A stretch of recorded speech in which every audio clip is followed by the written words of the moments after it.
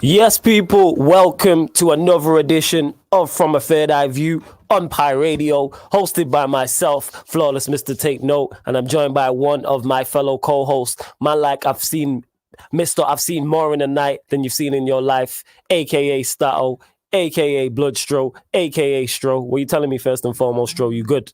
Good man, you. Yeah, man, I'm blessed in that. Look at you, full of energy and that. You good, yeah? You full of energy. We're going to get into it, and I will let you introduce the special guest making his first appearance on From a Third Eye View on Pi Radio. Right, let me just talk to you about this man a second. Yeah? Like, we played football before, innit?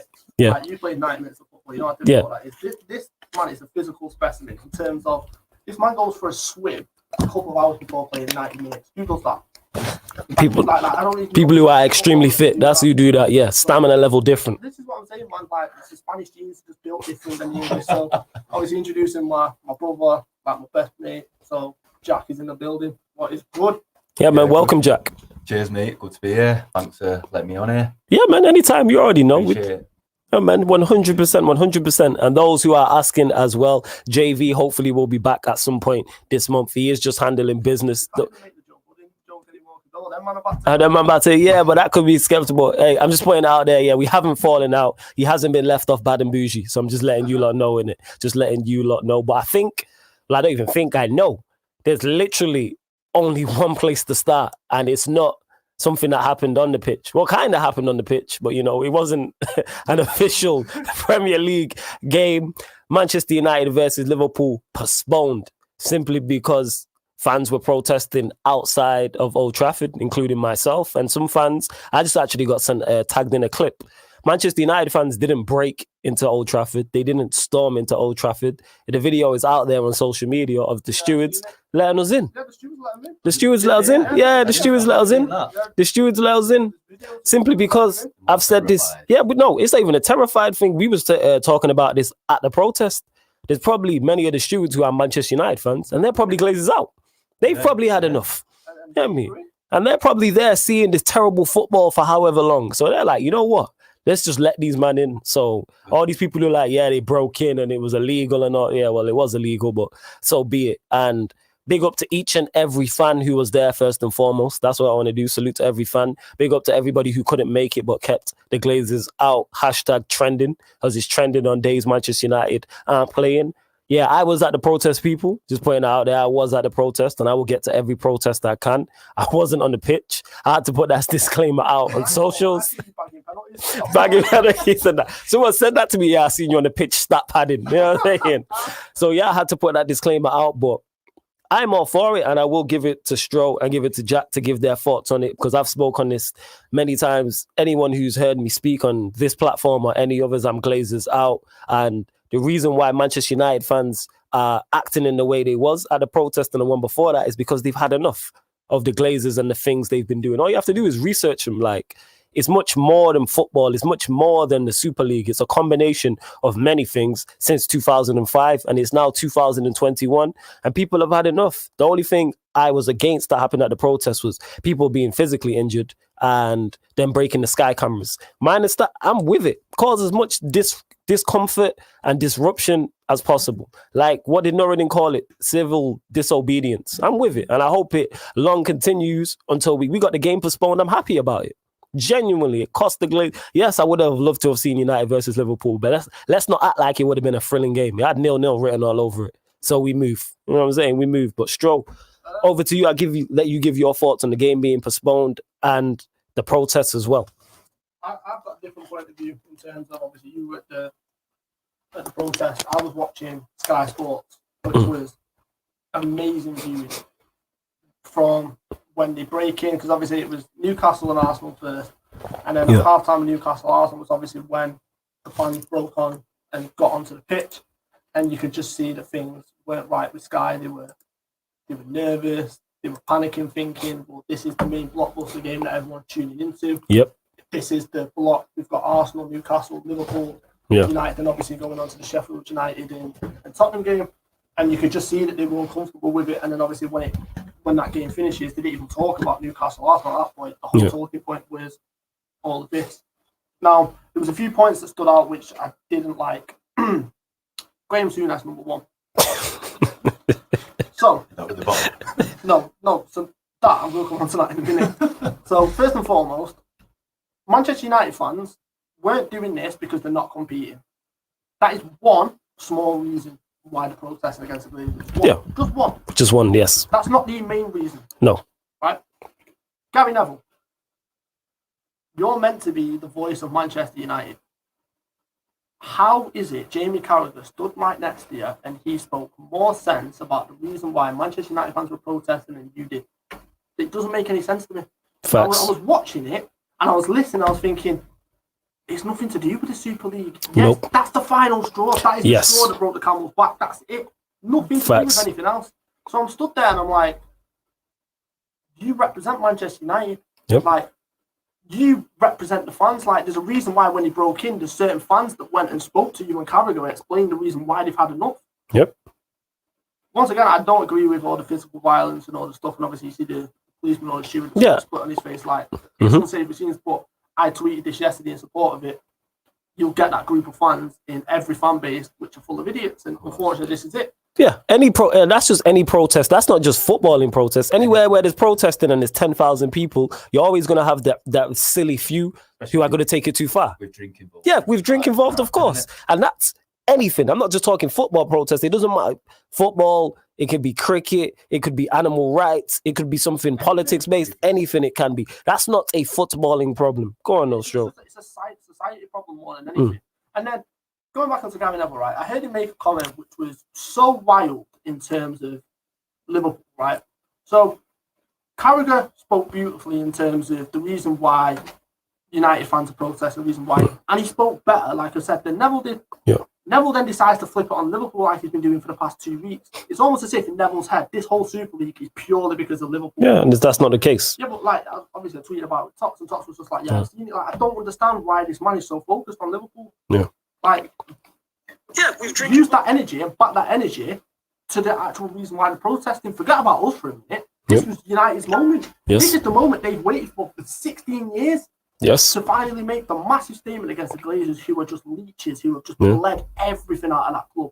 They sucked the life out of it. You look at Old Trafford, it once was a beautiful stadium, and you look at it and it's old, it's decrepit, it's not even painted properly. I've been there the past couple of seasons. That's what I mean, and it's not that anymore. The reason it's not that anymore is because of the Glazers. I've been on shows and I joke about it. They care more about the Tampa Bay Buccaneers. They do. That's why that Super Bowl was ours, but we move. You know what I'm saying? We won the Super Bowl this year, but carry on. And it's like, I heard Neville coming out with comments like FSG aren't thingy or aren't even worse. And I'm like, all right, okay. And he tried to say that FSG basically tried to furlough the players. How can you furlough the players? Can someone explain that to me? How can you furlough football players when they're still playing during it? At what point are you going to try and furlough the players? Like, that doesn't make any sense. He then said that we tried to change the actual wage structure for the players. Did you hear about that? I didn't hear about that. No, I didn't. So it's either the most biggest kept secret in football, or it just didn't happen. Yeah.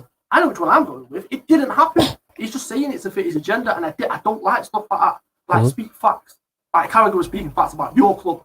That's what I think did I tweet this? No, I didn't tweet this, but I was watching and I'm saying, yeah, Jamie, like, say that again. And then I'm looking at it and I'm like, why is Jamie Carragher, a Liverpool legend, talking the most sense about Manchester United's owners? And Neville made a lot of great points outside of that. There was a lot of things he said that I agreed with, but how come it's Carragher that when it comes to the Glazers, like, the fans broke in for a reason. I love how Keane mentioned that, like, Manchester United fans have had enough.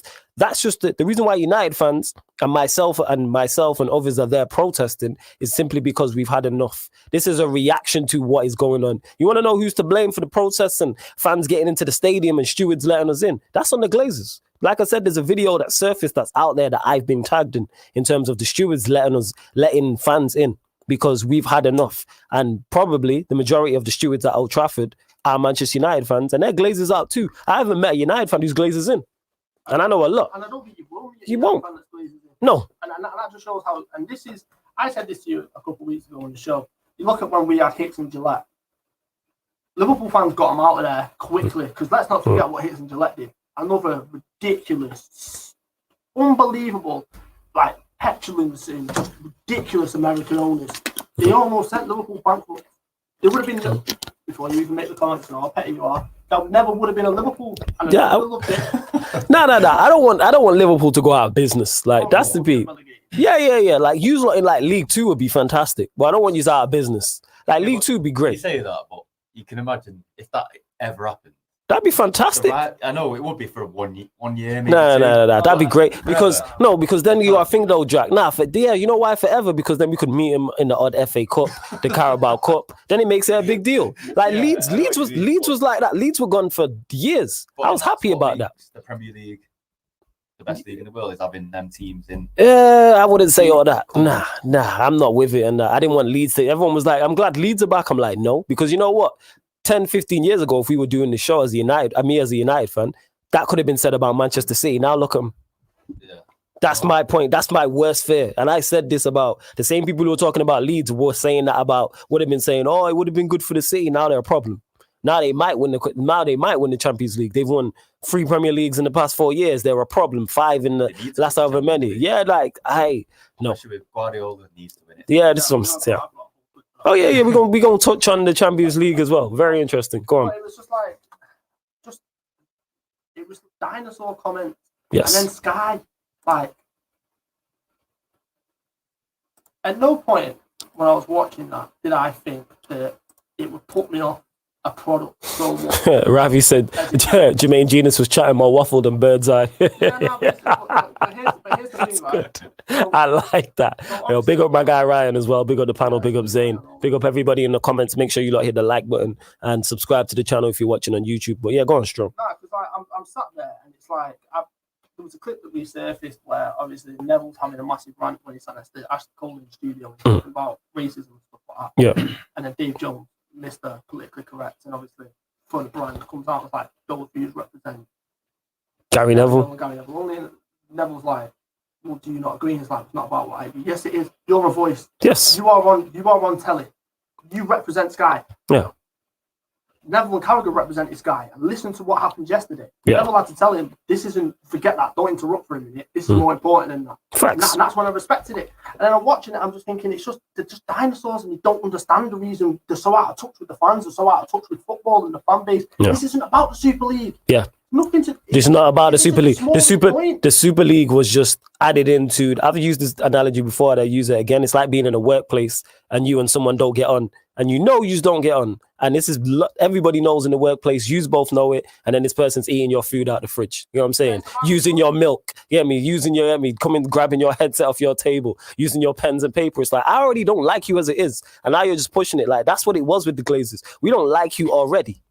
And then you've went and done this. So the Super League was just another thing added on top of everything. Forget the Super. We've wanted you out long before this. This isn't new. The Super League just opened everyone's eyes. The Super League was like, I used like this is too far now. It was a step too far. But you're going strong. No, but like, and it was just like it just put me off Sky so much because the way that they tried to handle it. And I'm looking on Twitter and it's the game's called off, and then I look on Sky Sports 2 minutes later. It's like, we've not heard anything about the game being called off. Go on Twitter, it's 10 years ago it said that it's been called off. That's because they want to keep everyone looking. But it's just like, and it's like, they're making out like the saviors of football. Hold on a minute. Definitely not. Football in 1992 was on the likes of BBC that we know it now, ITV. They changed it. Yeah. And Graham Souness made a great point. I don't know if you've seen it. Graham Souness. What did you say? Wait a minute. Sky are also involved in this in terms of the reason why the Super League came about. This has been in thinking because look at Sky. You look at the Premier League, for example, the most profitable league in the world. Yeah. Then it goes onto the Sky fingers and it changes and rebrands to the Premier League. Wow. And then, for example, then you've got TV rights in other companies bidding for the Don't forget TV rights in the BT as Premier well. League. Yeah, that's what I mean. Then you look at Sky, for example. This is what Souness said. He's like, you've then got Sky, and then you've got other people like competing in financially trying to win the contracts. You can show Premier League games, and then them contracts go up and up in terms of revenue and more money and stuff. Yes. I was like, that's the nail on the head. Yes. Like, you're actually speaking sense for a change. Yeah. Like, it was a phenomenal point. And then obviously you see Dave Jones try to change it. It's like, no, why? Because it doesn't represent Sky. Yeah. Like Sky are not blameless in it. And that's what I was saying. Same with BT. Yeah. Champions League was the best when it was on ITV. Bring it back. Supposedly, complete side note that ITV are looking to, because the rights are up for the Champions League. They're gonna go for. They're gonna aim for it again. And they don't have the funds, but we hope so. I think for the sake of football, bring it back to ITV and bring back Clive Tildesley. That's all we want. That's all I want. So Clive Tilsley commentates on a lot of Liverpool games. So Yeah. there's a lot of posts that you'll see Liverpool fans post with Clive Tilsley commentating on it. You won't find a better commentator. No. He's that good. He's got so many iconic moments. Like, there's certain goals that happen in the Champions League that don't hit the same without his commentary. You remember his commentary. the World Cup. You've got Steve McManaman. He makes that for me. At what point are you going to hit the same as Steve McManaman? Yeah, that's not a good I replacement. know him. Yeah, it's a little bit peak. I'll move on before I go. It's a little bit peak. But yeah, Jack, give us your thoughts on it, you know, in terms of the protests, what you think of it, etc., etc. Yeah, just going back to what you're saying about Neville and Carragher. Yeah. They were hailed as like, they did spot on what they said when the Super League got announced and everything. Yeah. They were hailed as like legends. They were legends anyway, but you know what I mean. My only problem with them is if you're going to go so far, you need to go all the way now.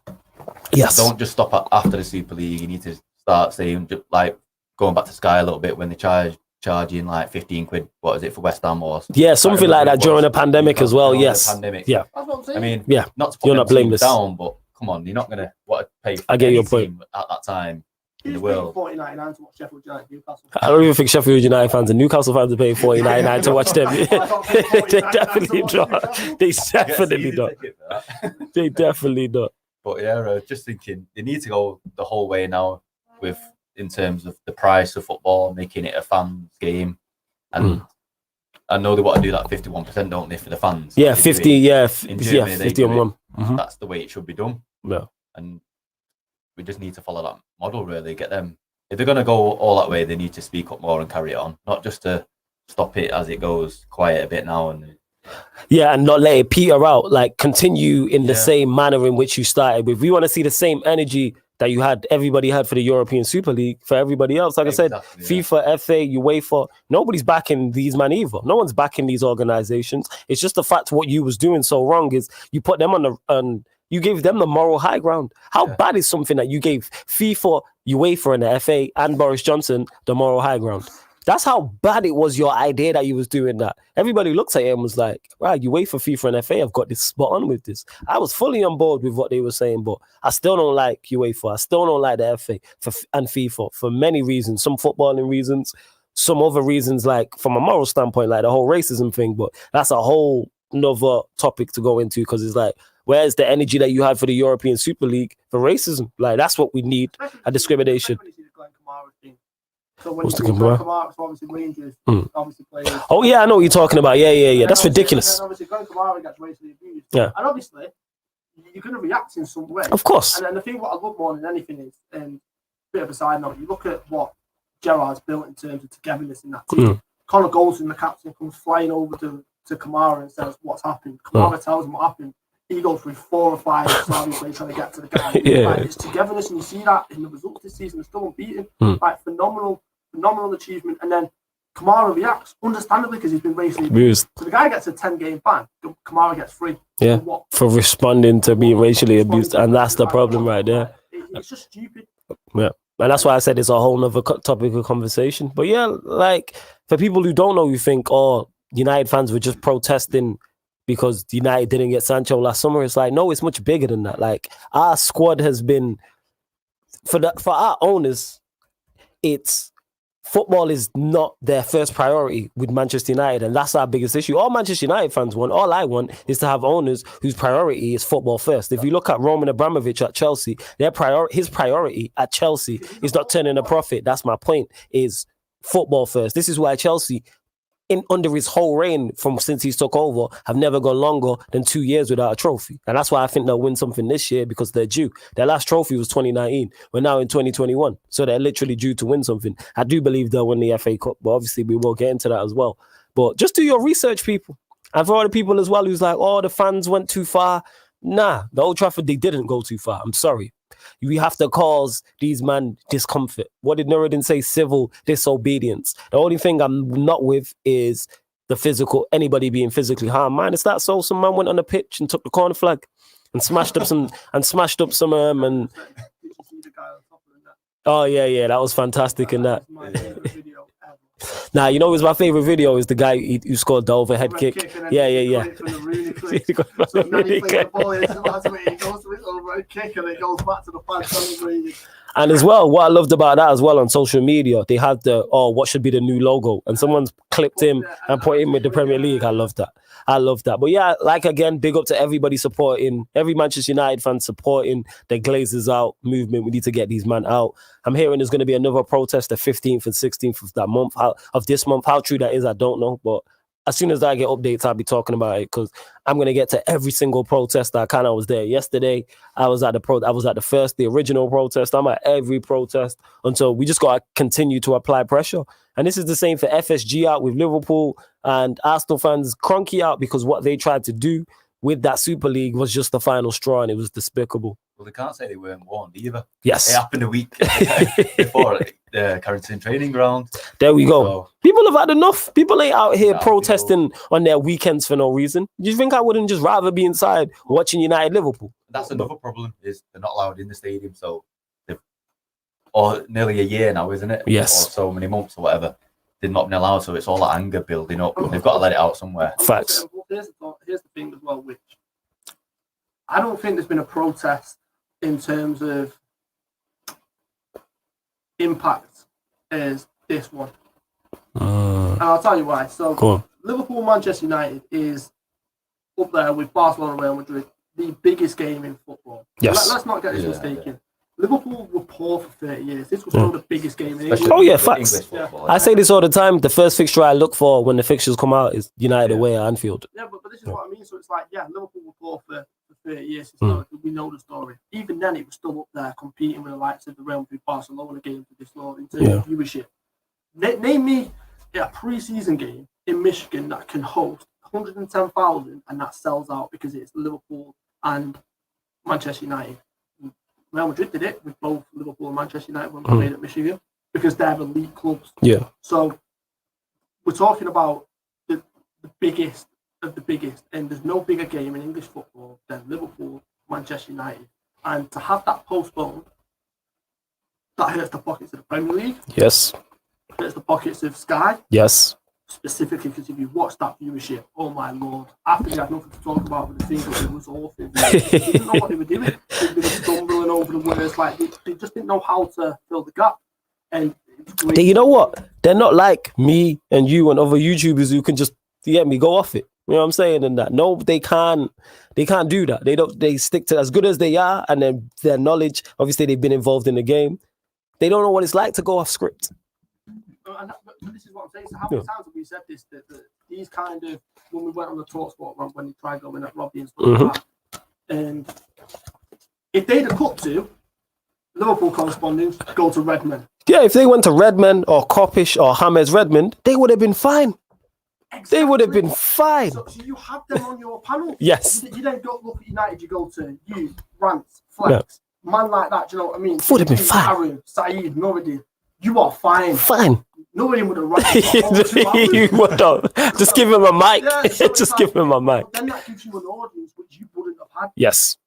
That's a valid point. And this is why I don't understand why a lot of these TVs, like Sky Sports, Sky to be fair, started to do it because you see before Soccer Aim, you see a lot of YouTubers on there. I've seen Don Strapsy on there with his little brother. You see like Manny from Under the Radar. You've got Big G, obviously, is SE Dons, who's on Soccer AM. So it's like he started to come round into this world. You know what I mean? You see Flex on Sky. Yeah. I've seen Alex from the Cop TV on Sky. Expressions has been on Sky as well. Yeah. I mean, so it's like they're starting to understand like this YouTube footballing world is bigger than what they ever thought it was. Yeah, of course. Yeah. Because the YouTube football world is bigger than TalkSport. I said this last week. Let's not get this mistaken. No one's listening to TalkSport unless it's to listen to. You got to move with the times. That's what it is. Exactly. And that's exactly what we were saying last week about instead of trying to attack and go at these YouTubers, why not get them involved?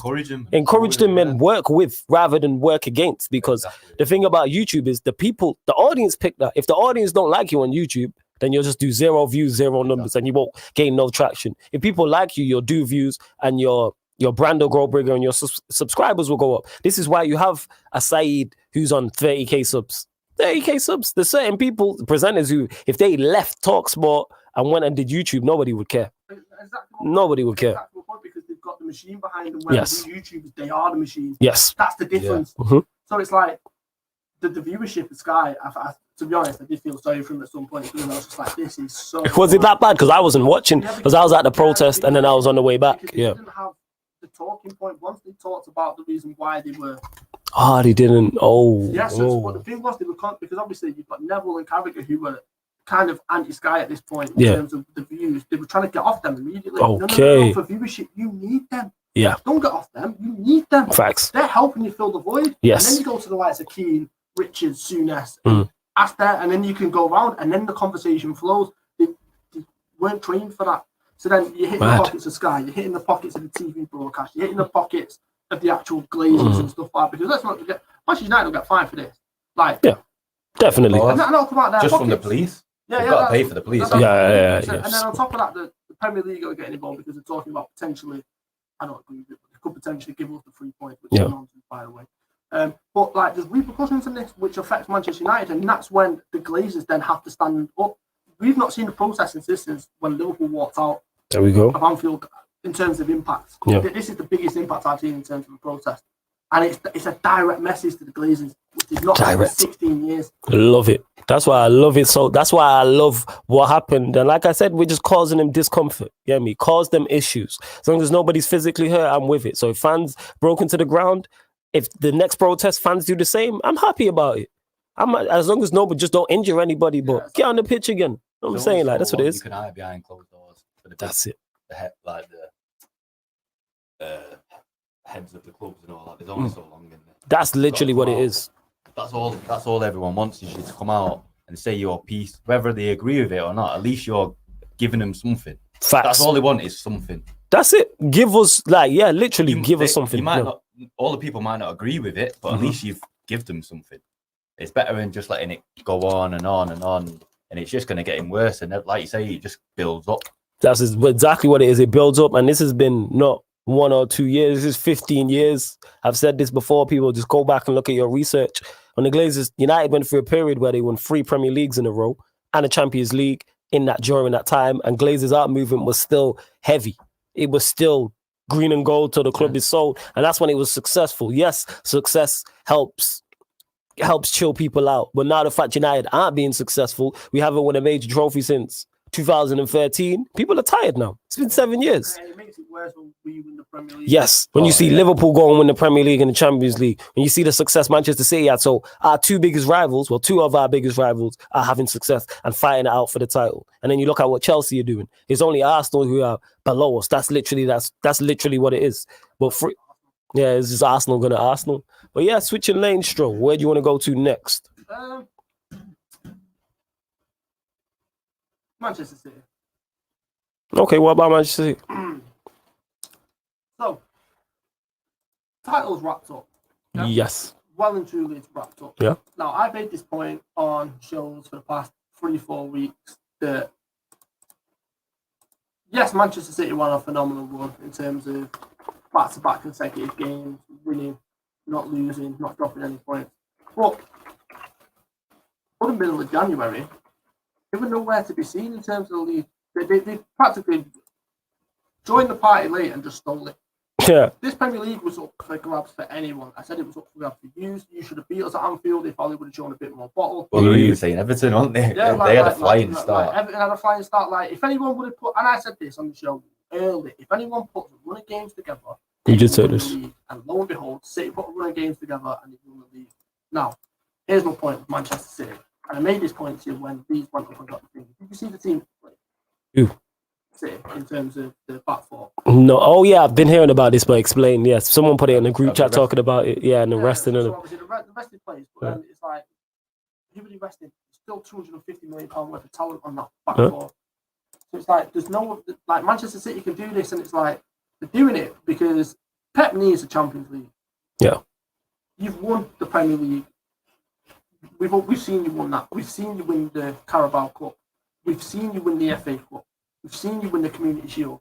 As a Manchester City manager, and as a manager, we've not seen you win the Champions League since your Barcelona days. Over 10 years now, isn't it? Yeah, 10 years. Last time they did it was 2011 against them. Yeah. At Wembley, when Pedro scores. And we don't need details, all right? we don't need details of that. I'm saying in that. It's all 10 years ago in that. So, go on. So, my question is, if he doesn't win the Champions League this season, Okay, here we go. This is gonna be good. because let's be honest, the main reason he was brought in, they were already winning Premier League under Mancini, they were already winning Premier Leagues under other managers, Yeah. they won these other trophies under other managers. He was brought in solely for the Champions League. Yeah. That's the biggest cup in it. Yeah, because You it's the can win biggest one. Yeah, he was brought in to all over the world. he was brought in to help them win, to dominate English football, which he has done. So before him, they hadn't won the back-to-back Premier Leagues. The way he's come in and dominated the cup, specifically the Carabao Cup as well. So he's done that very well. And the Champions League obviously is massive on that. So he has been brought in to do that. And if he doesn't win the Champions League at Manchester City, is it a black mark on his record? Yes, 100% it is. But it doesn't take away from what he's done. No. Yeah. It doesn't take away from what he's done. Don't take Like, away. For me, he's a phenomenal manager. He's up there with one of the best ever. Now, I Yeah. say that. You've got Fergie. He doesn't overtake Fergie in that conversation. No, of course not. Wenger's in that. Wenger's so underrated in that conversation in terms of he revolutionised football. He was ahead of his time. Yes. Look at the way football's played now. That's what he was trying to do. definitely, Back in Yeah. Yes, facts. He was talking about the Super League in 2009. So the curve, So it's like, so he was always ahead of the curve. Pep's in the conversation, absolutely. But if he doesn't win the Champions League, it's a big black marker. Yeah, it's a big one because people were talking. You've been to semi-finals and you've overcomplicated it time and time Yeah, again. because he's not won the Champions League in however long. What year was it? The last time he won the Champions League? 2011. Is that the last time he won it? Nah, he won it with Barcelona after that, surely. No, 2011, because they went on a three-year run. Well, that was only that. Like, No, because yeah. somebody won it in between because they won. Yeah, there's no way. He must have won it in 2000. No, He must have. There's no way he's gone 10. No way Pep's gone 10 years without winning the Champions Yeah, League. it's Has it been 10 years? I'm quite sure it is. I was thinking it was only 5 or 6. I'll find it Could be now. wrong, though. Yeah, I think it is 10 years. Has it been 10 Over years? the past 10 years. Come on now, I'm starting. Yeah, that's true. Yeah, that's true. 10 years. All right, nah, that's good for, my propaganda, so thank you. Yeah. Well, it says it all when Bayern Munich have won it since he's left. Yes. They won it before him. I won it after him. 10 years, All right, we just said, we need conversations. I'm sending for him, even if they get through to the final. But this is my point. 10 years you've not won it for. You were brought in solely to win the Champions League for Manchester City. You didn't do it at Bayern Munich, which is criminal. Because look at the team they had. Yeah. There's no one that could compete with that Yeah. Bayern Munich team. And I think the thing is as well, what makes it worse, because people always try to say, Fergie didn't only win it twice in his stint at Manchester United. But if you look at the level of competition Manchester United were going out to is much different to the level of competition that Manchester City are going out to. They went out to, we've gone out to Kaká in his prime, AC Milan. We've gone out to Brazilian Ronaldo at Real Madrid in his prime. Like, we're going out to they've gone out to Spurs, Lyon, these type of Madrid initially in the semi-final. Yeah, they're teams you completely messed up in the they're teams you shouldn't be going out to in terms of the Spurs and Lyon. They're the two that stick out. You need to make it past them. And that's where that's on Pep if he doesn't win it. I think the excuses they've got at this City team at the moment is they say they've got no one who's experienced in winning the Champions League. Well, at Bayern Munich, he had winners. Yes. So that wasn't an excuse Xabi there. Alonso. He had Lewandowski, he had Ribery, he had Ribery, Robben. Robben. Yeah, you've got quality players who are newer. seasoned pros as well, winners, yes. Load. And that's a club that At knows City about now, winning. That's completely different. Yeah. But still, they know how to win. Yes. Just not the Champions League. You're spot on. Yeah, and that's what you have to get over that hump. And considering he's not won it in 10 years, But that's down to the manager. yeah, and that's the manager. And I say this all the time, that the manager puts what's the word I'm looking for? He puts the mentality in the players. Well, that's what Klopp did with Liverpool. Yeah, you Who put won the the mentality in the Champions players, yes. He was there last time Liverpool won it. No one. There was no one, was there? No one. Yeah, but He He literally- never won the league. He never won the Champions League with any of them players. Yeah. But I think you not winning the Champions League helped you in the Premier League next season because winning breeds winning. Yeah, exactly. That's what Yeah. I mean. But it's like City winning doesn't bring winning the Champions League clearly because he's failed. Like I think they got to get over that hump as well. It's the Lyon one. Yeah, the Lyon one sticks out, and I think he's trying to change not only the mentality of the players, the mentality of the club, because these are a club that have never won it either. And I think that plays into it as well. Like you talk about Real Madrid, even if they have players and a manager who haven't won the Champions League, because it's just ingrained in their DNA. the pressure's not as much, even though they went on a 10-year period without winning. And I think it was from like 01 up until the late 2012 or 13 or whenever it was. So it can happen. Same with Manchester United, same with Liverpool, because we've won it in the past. It's not heavy on the club. That's extra pressure on him because he's trying to cement that club in history. He's trying to do something that's never been done before there. And that's very tough to do. That's very tough to do. If he does manage it this year, it will be a huge accomplishment because I can't remember, apart from Bayern Munich, but in the top leagues where a manager has won the Champions League and the league at the same time. It's not happened for a while now, I don't think.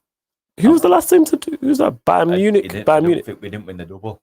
Bayern Munich, are you talking about just in general? Bayern Munich, I know they won it. They did it recently.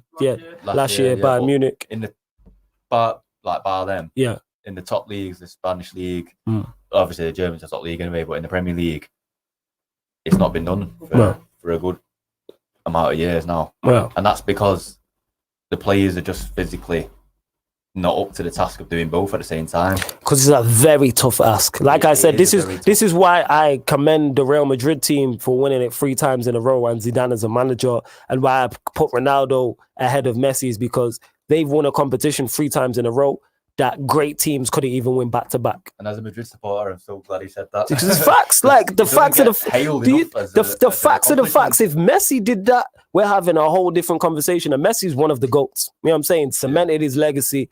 People think I dislike him because I troll a lot about him, but if Messi did that, we're having a different conversation. When Messi had the best team in Europe, which he had with the Yaya Toure, Xavi, Iniesta, Ronaldinho, Eto'o playing up top, the back four that was called Henry, etc., etc. They won the Champions League 2 out of 3 years, never won it back to back. When Ronaldo had the best team around him, he won it 3 years in a row. There's levels to this. It's hard to do. It's bear in mind, it's top goal scorer in the Champions League all them 3 years. This is what I'm saying. Like it wasn't just back to back. They won it 3 times in a row, and it's 4 in 5 years? I think it was because Ancelotti won it. When he was there. And if I'm not mistaken, I'm sure either in the semi-finals or the finals, we played the winners of the leagues of that year. Yeah, because Bayern Munich would have been around. They won the league. Bayern Munich, they won the league. Atletico, I think they won the league that year. If I can remember, we had them twice. Dortmund when Klopp won the league. Yeah, that's just it. I think it's an incredible feat, and I don't think people put enough respect on Zidane's name for it. And I think if he wins it again this year, we have to look at Zidane. We have to look at Zidane in a different light. And I think I'm guilty of it because I kind of he won 3 in a row. And I kind of I praise the players, but I kind of bypass Zidane. And he won 2 La Ligas as well. He's won 11 trophies since he's been at Madrid. 11. And this is why I brought it up to you the other week. Because me and him have this conversation all the time whenever we watch Real Madrid together and stuff like that. Zidane is the most underrated manager in world football. He was the best footballer I've probably seen, and one of my favourite footballers ever. He got them accomplishments, he got them credits, you know what I mean? When it comes to his managerial career, everyone just walks over it or just forgets about it. It's like, whoa. Forget he's at Real Madrid for a second. Yeah. Look at what he's done. He didn't win the league when he left. He came back and he won the league, They were awful. It kind of, obviously, as a Real Madrid fan, you can explain better than we can how bad you were when he left. So you've seen the difference then. What was the major differences you've seen from when he was there and then he left and came back? His whole persona when he's there, the players just have that much respect for him. And I think obviously, he doesn't get renowned for his tactics that much compared to other managers because he's not as tactical or whatever. But I think this past year he's proved everyone wrong. Especially just from the Liverpool game, because I pointed that out to you at the time. You know, the first goal that we conceded. Tactically, I knew straight away exactly what the problem was. And I pointed that out to you straight away. With Trent and Mendy. He did a number on Liverpool in that first leg in terms of tactically. He left Trent exposed because he pushed Mendy up all the way high, which he was on the halfway line. And then you had Vinicius that was in the pocket, and Trent, but he was in the pocket of Trent and Phillips. And Trent didn't know whether to go to Mendy or stay where he was. So he was stuck in between. The second he was stuck in between, Cruz just puts the ball over the top and they're in. And it was get the ball to Cruz because we played a high line. And we know if we push Mendy on or we push the fullbacks on, the wing-backs, our fullbacks were struggling whether to stay or whether to go out wide. And then there's pockets of space, and you just put it into that pocket of space and cause them havoc. And that's exactly what he did. It wasn't it wasn't the most tactical of things, but it was a tactical number on us. If you know what I mean. Well, even And after that, that, we played Barcelona on the weekend after we played yous. And done a number on them. The whole panel, Gillian Ballagay, Graham Souness, not Graham Souness, Graham Hunter, and all that, they were saying it's Barca's this. They had Barca as the favourites. Okay. And Zidane saw that they were going free at the back, and we just went for them man for man. And they just couldn't handle it. Barcelona, they weren't ready for that. Yeah. Like, we play free at the back now and again, and sometimes it works, sometimes it doesn't. Like, against Chelsea, I think... is it Tuchel? Tuchel. Yeah. I just call him Tuchel. Yeah. Don't worry about it. Tactics. He got his tactics spot on. Yeah. And then I'm hoping in the replay on Wednesday now, Zidane fights back and everyone can see. Well, that's a lovely segue into that game then. That's a lovely segue. So, of course, I think Chelsea were very good in the first leg. I think 1-1. They were brilliant. Yeah, 1-1. That game should be outside. If Werner could finish, we're having a different conversation. But, Timo Werner, that's Timo Werner for you. How confident are you going into the second leg at the Bridge? I'm always confident if we treat it as a final. Right. Just because it's, like you say, it's in Madrid's DNA, the Champions League. If it weren't the Champions League, I'd be a bit on the fence. But I'm more confident that, considering we didn't let any more goals in as well, I think if we let a few more goals in or let even one more goal in, that would be... two's different. This is the thing with Real Madrid is, I'm going to echo a point you'd have heard me say when it came to us playing them. You can't write them off. You give a team like Real Madrid or Liverpool a chance in the Champions League specifically, they are known to take it. Yeah. You cannot leave that door open because they'll walk through it. Yeah, because to me, the game should have been... How good Chelsea were, the game should... I'm agreeing with you. It should have been outside. I'm watching it and it's like, should have been done. I agree with that. But you look at this Real Madrid team, Benzema is another one who's ridiculously underrated. Like, unbelievable. And obviously, we talk about this so much. When they had Higuain and Benzema, Real Madrid fans were kicking off because they got rid of Higuain. Even I was kicking off because Higuain at that time was firing goals left, right, and centre, and he was unplayable. But you look at Benzema now; that is the most vindicated decision Real Madrid have probably ever made. Well, because you look at, for example, and you'll know this as well. You've got when you had Ronaldo and Bale. And this is talking Bale in his pomp. Benzema. You look at Firmino's role. Benzema was doing that long before Firmino. He was the link-up man for them. If that was in the Premier League, then they would be comparing it to Benzema, not the Firmino role. Exactly.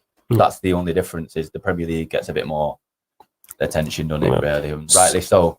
Yeah, it does. Definitely. Like I say, to start at Madrid for 10 years, that says it all. He's another one who... 10 years. I think we know why he kind of doesn't... Not get the respect, because we always respect him and we know he's a baller, but we kind of take him for granted. It's because... the finish was ridiculous. Like, he's one of the few players that can only do that. Like, that's not a chance. If he doesn't control that, and he puts that over the bar, you're not like, Benzema, that's a terrible chance. I put it this way: if Benzema's playing for Chelsea, the tie's done.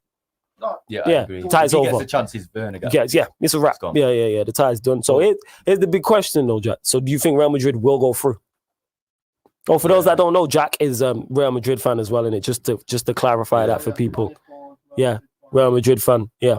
Yeah, so I apologise for the Super League, Florentino Perez and all that. There's nothing your man's and that. Jeez. But like you're saying, I've got to apologise for that. But at the end of the day, his head's on one thing. He wants Madrid to be the best of the best of the best. And at least he's coming out with interviews and stuff like that. And the owners that have come out with interviews, if you're going to stick by your gun, stick by it. That's fair enough. Doesn't mean I agree with what he's saying and everything like that, but fair enough, he's stuck that. But going on to the Chelsea match. Yeah, do you go through? I say we do, I say we do. Okay. Go on, explain. Give us the reasons. Give us your reasons why. We can if Modric and Cruz and the old guard, as they call it now, with Casemiro in the middle, if they're on the game, we go through. And Benzema's on his game. Yeah. Benzema's a big... We go through, I think. If Zidane manages to tactically outdo him in midfield, because that's where they won the game the last game. They saw what happened with Liverpool. I think that's helped Chelsea. Right. They knew they give us too much time, basically, with Cruz and Modric on the ball. Yeah. And you just can't do that. No. They will punish you. But definitely. When Chelsea came, they couldn't handle them. Here's the reason why I think. Go on, sure. Go through. Oh yeah, love to meet me in the comments as well, innit? Fighting back against trolls and that. Love to my people's memes in the comments. Big up everyone who's locked in. If you're watching on the Pi Radio YouTube, make sure you hit the like button and subscribe to the channel. And if you're listening in via DAB, you know, more traditional radio means that. How many people do we go out to, Strong? Is it half a million? That's how many people we potentially go out to.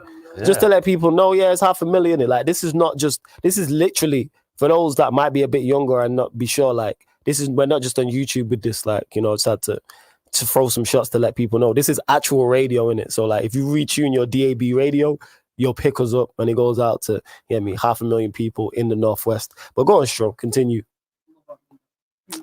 Yeah, man, just had to let people know. So here's the reason why. Real Madrid get an early goal. Yeah. I don't think Chelsea come back from it.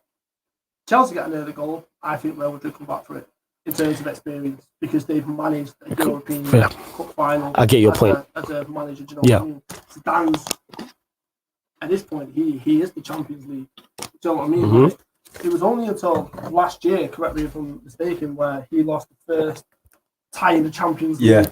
Yeah. Got knocked out at Champions League. Got knocked out in a two-legged tie ever. That's crazy. As a manager, like, this is what I mean. So you hear stats like that, and like you said, we were poor, and you've seen it. I watched it with you both games. The midfield for Liverpool in that first leg was a shambles. Who was it? It was Ronaldo. Ronaldo, Keita, and who was the other one? And it wasn't Thiago. Fabinho. Fabinho. Okay. Fabinho, no issues. Yeah. Ronaldo. Yeah, he was awful. He was going crazy at my house. Ronaldo. Yeah. Because the problem is, it's like Ronaldo and Keita were there to press because that's what they're there for. And there was no pressing. Yeah. Just like Cruz just dictate play for and do what he wants to do. The second leg, different story. If Liverpool, But the front three didn't press in the first leg, and they did in the second one. No. But the problem was once it goes through that line, Cruz isn't the centre back. Cruz is the centre midfielder. That's when once you press the line, you need midfielders to go. Especially if you're playing a high line, and it was non-existent. Yeah. The second leg, different story. If Liverpool, this has been Liverpool's problem this season. It's just been hit with injuries. If Liverpool could have finished their dinner, it's us and Chelsea in the semi-final. Let's not get this mistake. Right. Yeah, of course. Yeah. You missed some. So Salah missed a couple of chances. Yeah. But you see my point. If you leave the door open for Real Madrid, you walk through it. Facts. Chelsea have left the door open for this Real Madrid team. Let's not forget, Hazard's got a part to play in this at some point. You know he's going to pop up. We need him to pop up. I said this. You said Vinicius can't normally finish. Finishing for fun against Liverpool. I was in shock when that happened. I was saying this. I think Hazard is the difference. I've said this. If he starts, I think Real Madrid win. He's the one. If he doesn't start, it leaves the tie much more in the balance. Yeah. Because Chelsea don't give much away. He's shown some glimpses of what he's capable of. Yeah, I think he's the match winner. He's the X-factor. Yes. Yeah, of course. Yeah, I think so. Against his own club as well, and Courtois got a point to prove.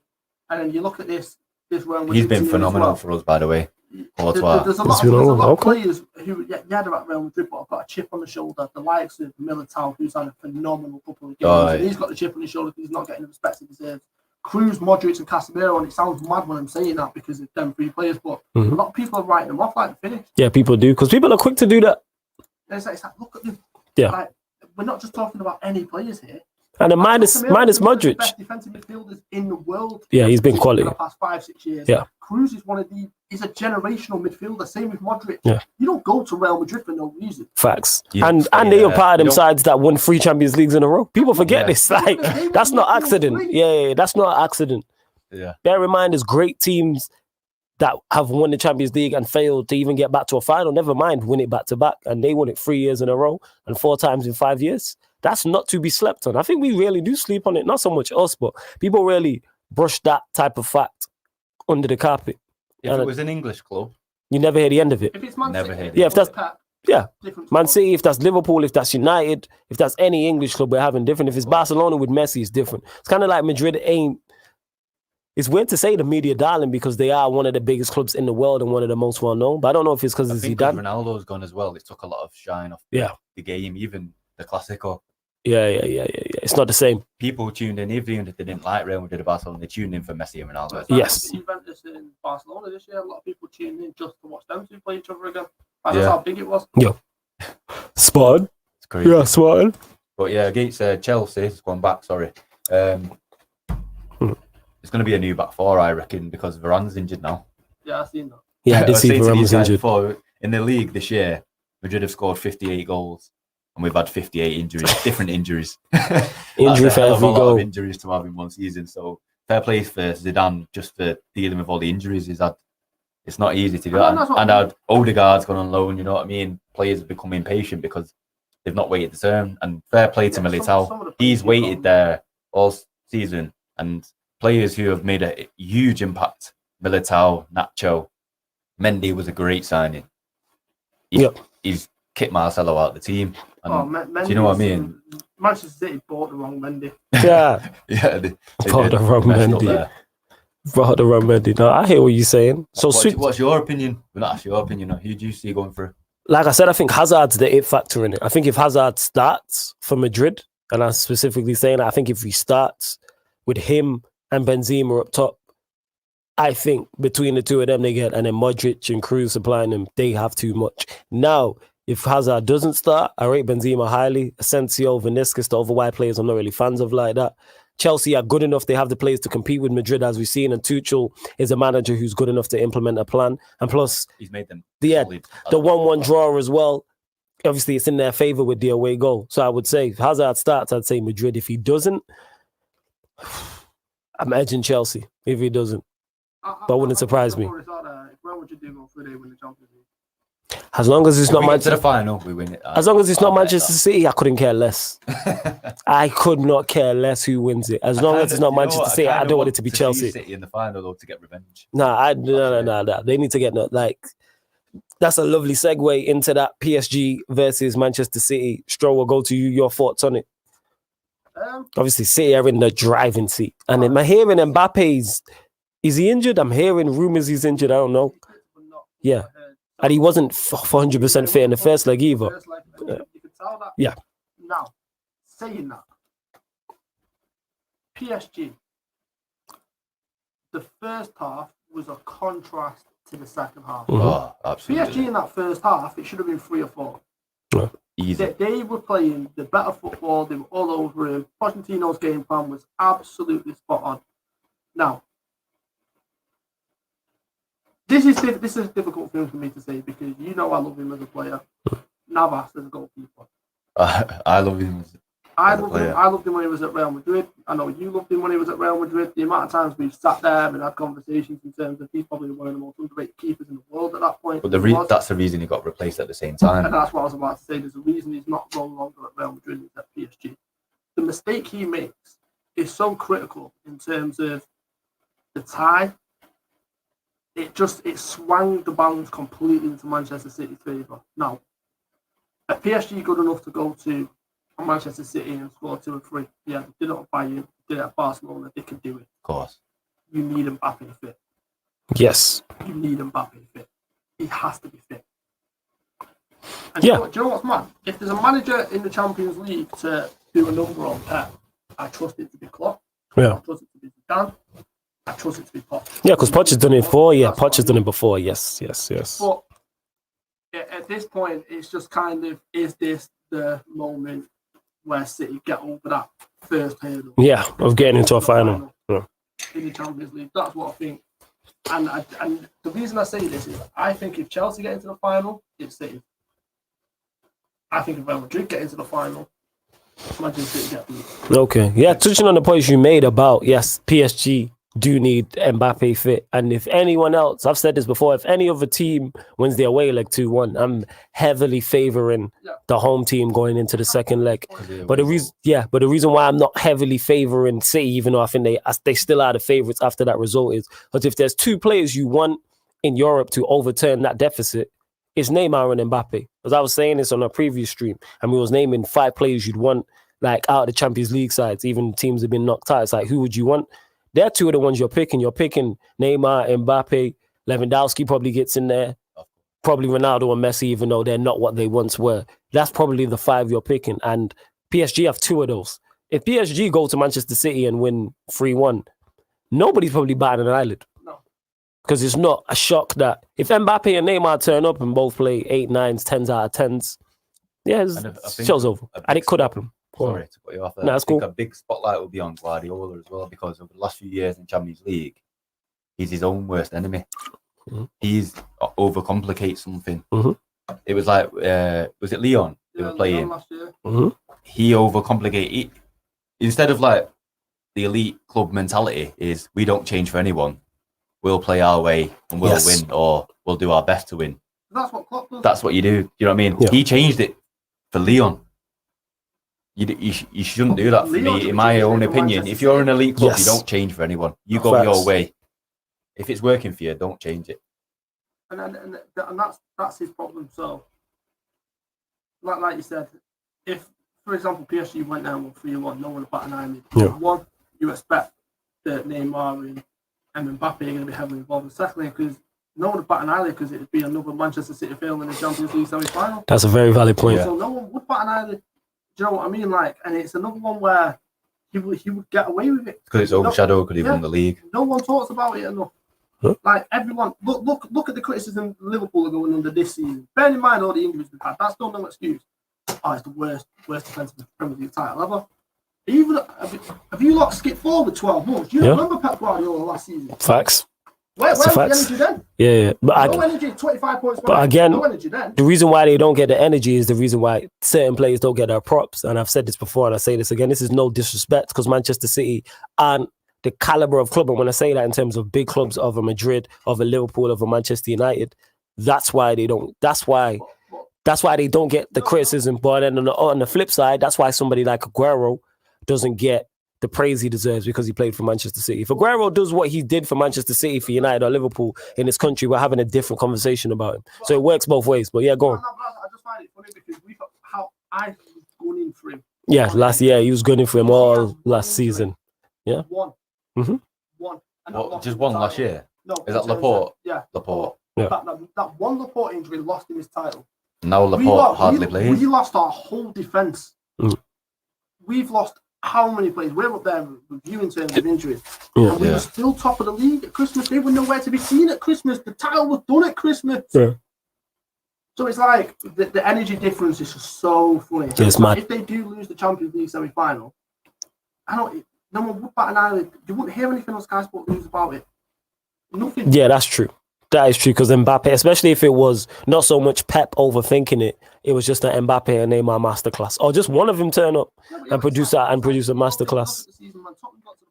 Yeah, that was in City's hands. Yeah, true.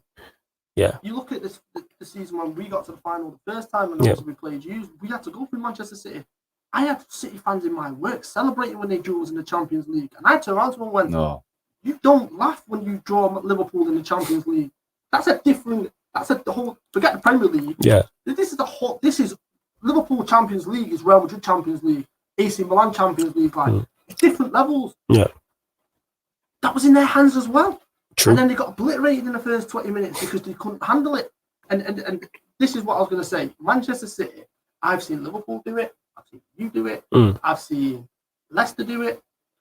If you go at City for the first 20, 25 minutes, like PSG did, if PSG could have easily been 3 or 4 up in that first 30 minutes. Correct me if I'm wrong. No, you're not lying. They needed to capitalize. They do that first leg and they nick one. Different ball game. Different ball game. And that's the problem City have. I think you're spot on there. I was saying this 10 years ago, watching Real Madrid and Barcelona. If we went at Barcelona 9 times out of 10, the odd game that we actually did go at them, we'd either draw or we'd win. When you go out, when we changed our game to try and stop them, like we put Ramos in midfield to mark Messi. Okay, I get your point. And then they scored 5. He did score 5, but they scored 5 passes, and it. What manager did that? Was it Mourinho? Yes, yeah. Was Mourinho? That was Mourinho. The most Mourinho thing to do. That's why I said it. Mourinho. Like, I legit couldn't remember, because I know Real Madrid have had a lot of managers in recent times. I think he did have Pepe do it. Yes, he did. He had Pepe in there. I mean, the moment you change, that's what I was saying, for an elite club as well. That should never have happened. No. If you're changing your game plan to suit someone else's, it backfires on you, in my opinion. Facts. So what we're saying, final-wise, we'll start with you, Jack, because you reckon Real Madrid, who do you think you're facing? Do you think it's Manchester City, or do you think it's PSG?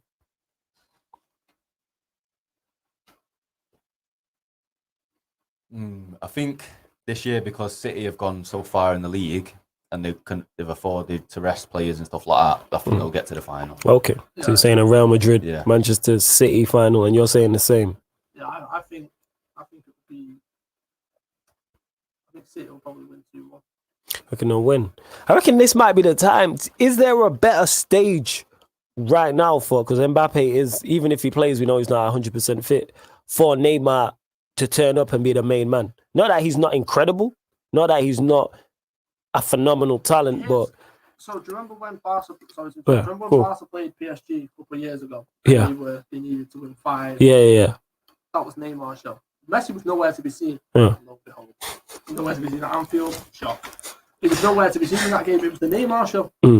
But he was the one for that. But this is, even though Messi wasn't like at his best there, and that's an incredible feat, I think this might be his. If he turns this around, this is one of those we'll talk about. Do you remember that game when Neymar did this? Yeah, when he turned this around against one of the best teams in Europe? Yeah. It's like, for example, you look at Real Madrid in the one in the Champions League, for example. You can speak to this better than any of us. Is yes, Real Madrid won the league, but there's moments in that Ronaldo's overhead kick against Juventus. Yes, there's moments. Ronaldo in the final against Juventus. Ronaldo in the final. Sergio Ramos in the final. Like because you broke the ribs. Yeah. Celebrating and jumping on me. You cracked a rib. There's certain moments which stand out. Do you know what I mean? Like, it's like the build for them. Like the Benfica final with the Sergio Ramos one where he scores the equaliser in the last minute. The overhead kick, the final against Juventus, like they are moments which because if you look at Ronaldo's like his record in semi-finals, quarterfinals, semi-finals, and finals is ridiculous. Like he is the clutch moments. That's the term we use. Clutch at the highest level, and I think that's something that we can use against Neymar. Is you ain't you're not as clutch as Messi and Ronaldo. You don't have enough of these moments. This is one of them moments. Yeah. What conversation? What point is it? No, I get your point. He's not in that conversation, but I'm saying what he did, like being the catalyst for them. No, I agree. But what I'm saying is like that conversation is so good. Oh yeah, because if you look at Messi's goals in knockout competitions and you look at Ronaldo's, it's different. Yeah. And I get your point. I've said this on the show, said this to you. If that's Ronaldo in Barcelona's position, 3-0 up away at Anfield, they go through. Oh yeah, definitely. He just goes into Terminator mode and scores a couple goals. Even if that's what he does. Pitch, yeah, he did it for Portugal in the Euros. In the Euros, like he's different, and people always try. Oh, he didn't play in the Euros. Who got him there? Who got him there? He got him there. He dragged that team there. The quarterfinal. Yeah. And this is the moment, and it's like you need Neymar. This is where Neymar needs to stand and be counted. You look at Liverpool in 2005. Gerrard dragged us there. Final dragged us back into that game. You need a moment like that from Neymar. You need this. He needs this. Yeah, no, he needs it more than anything because let's not forget the reason why everyone looks at Neymar and says, "Look, you've not hit the heights that we expected." Because when you first came out, everyone, this is the next Ronaldo. Yes, this is Ronaldinho. This is this is it. What weight that carries.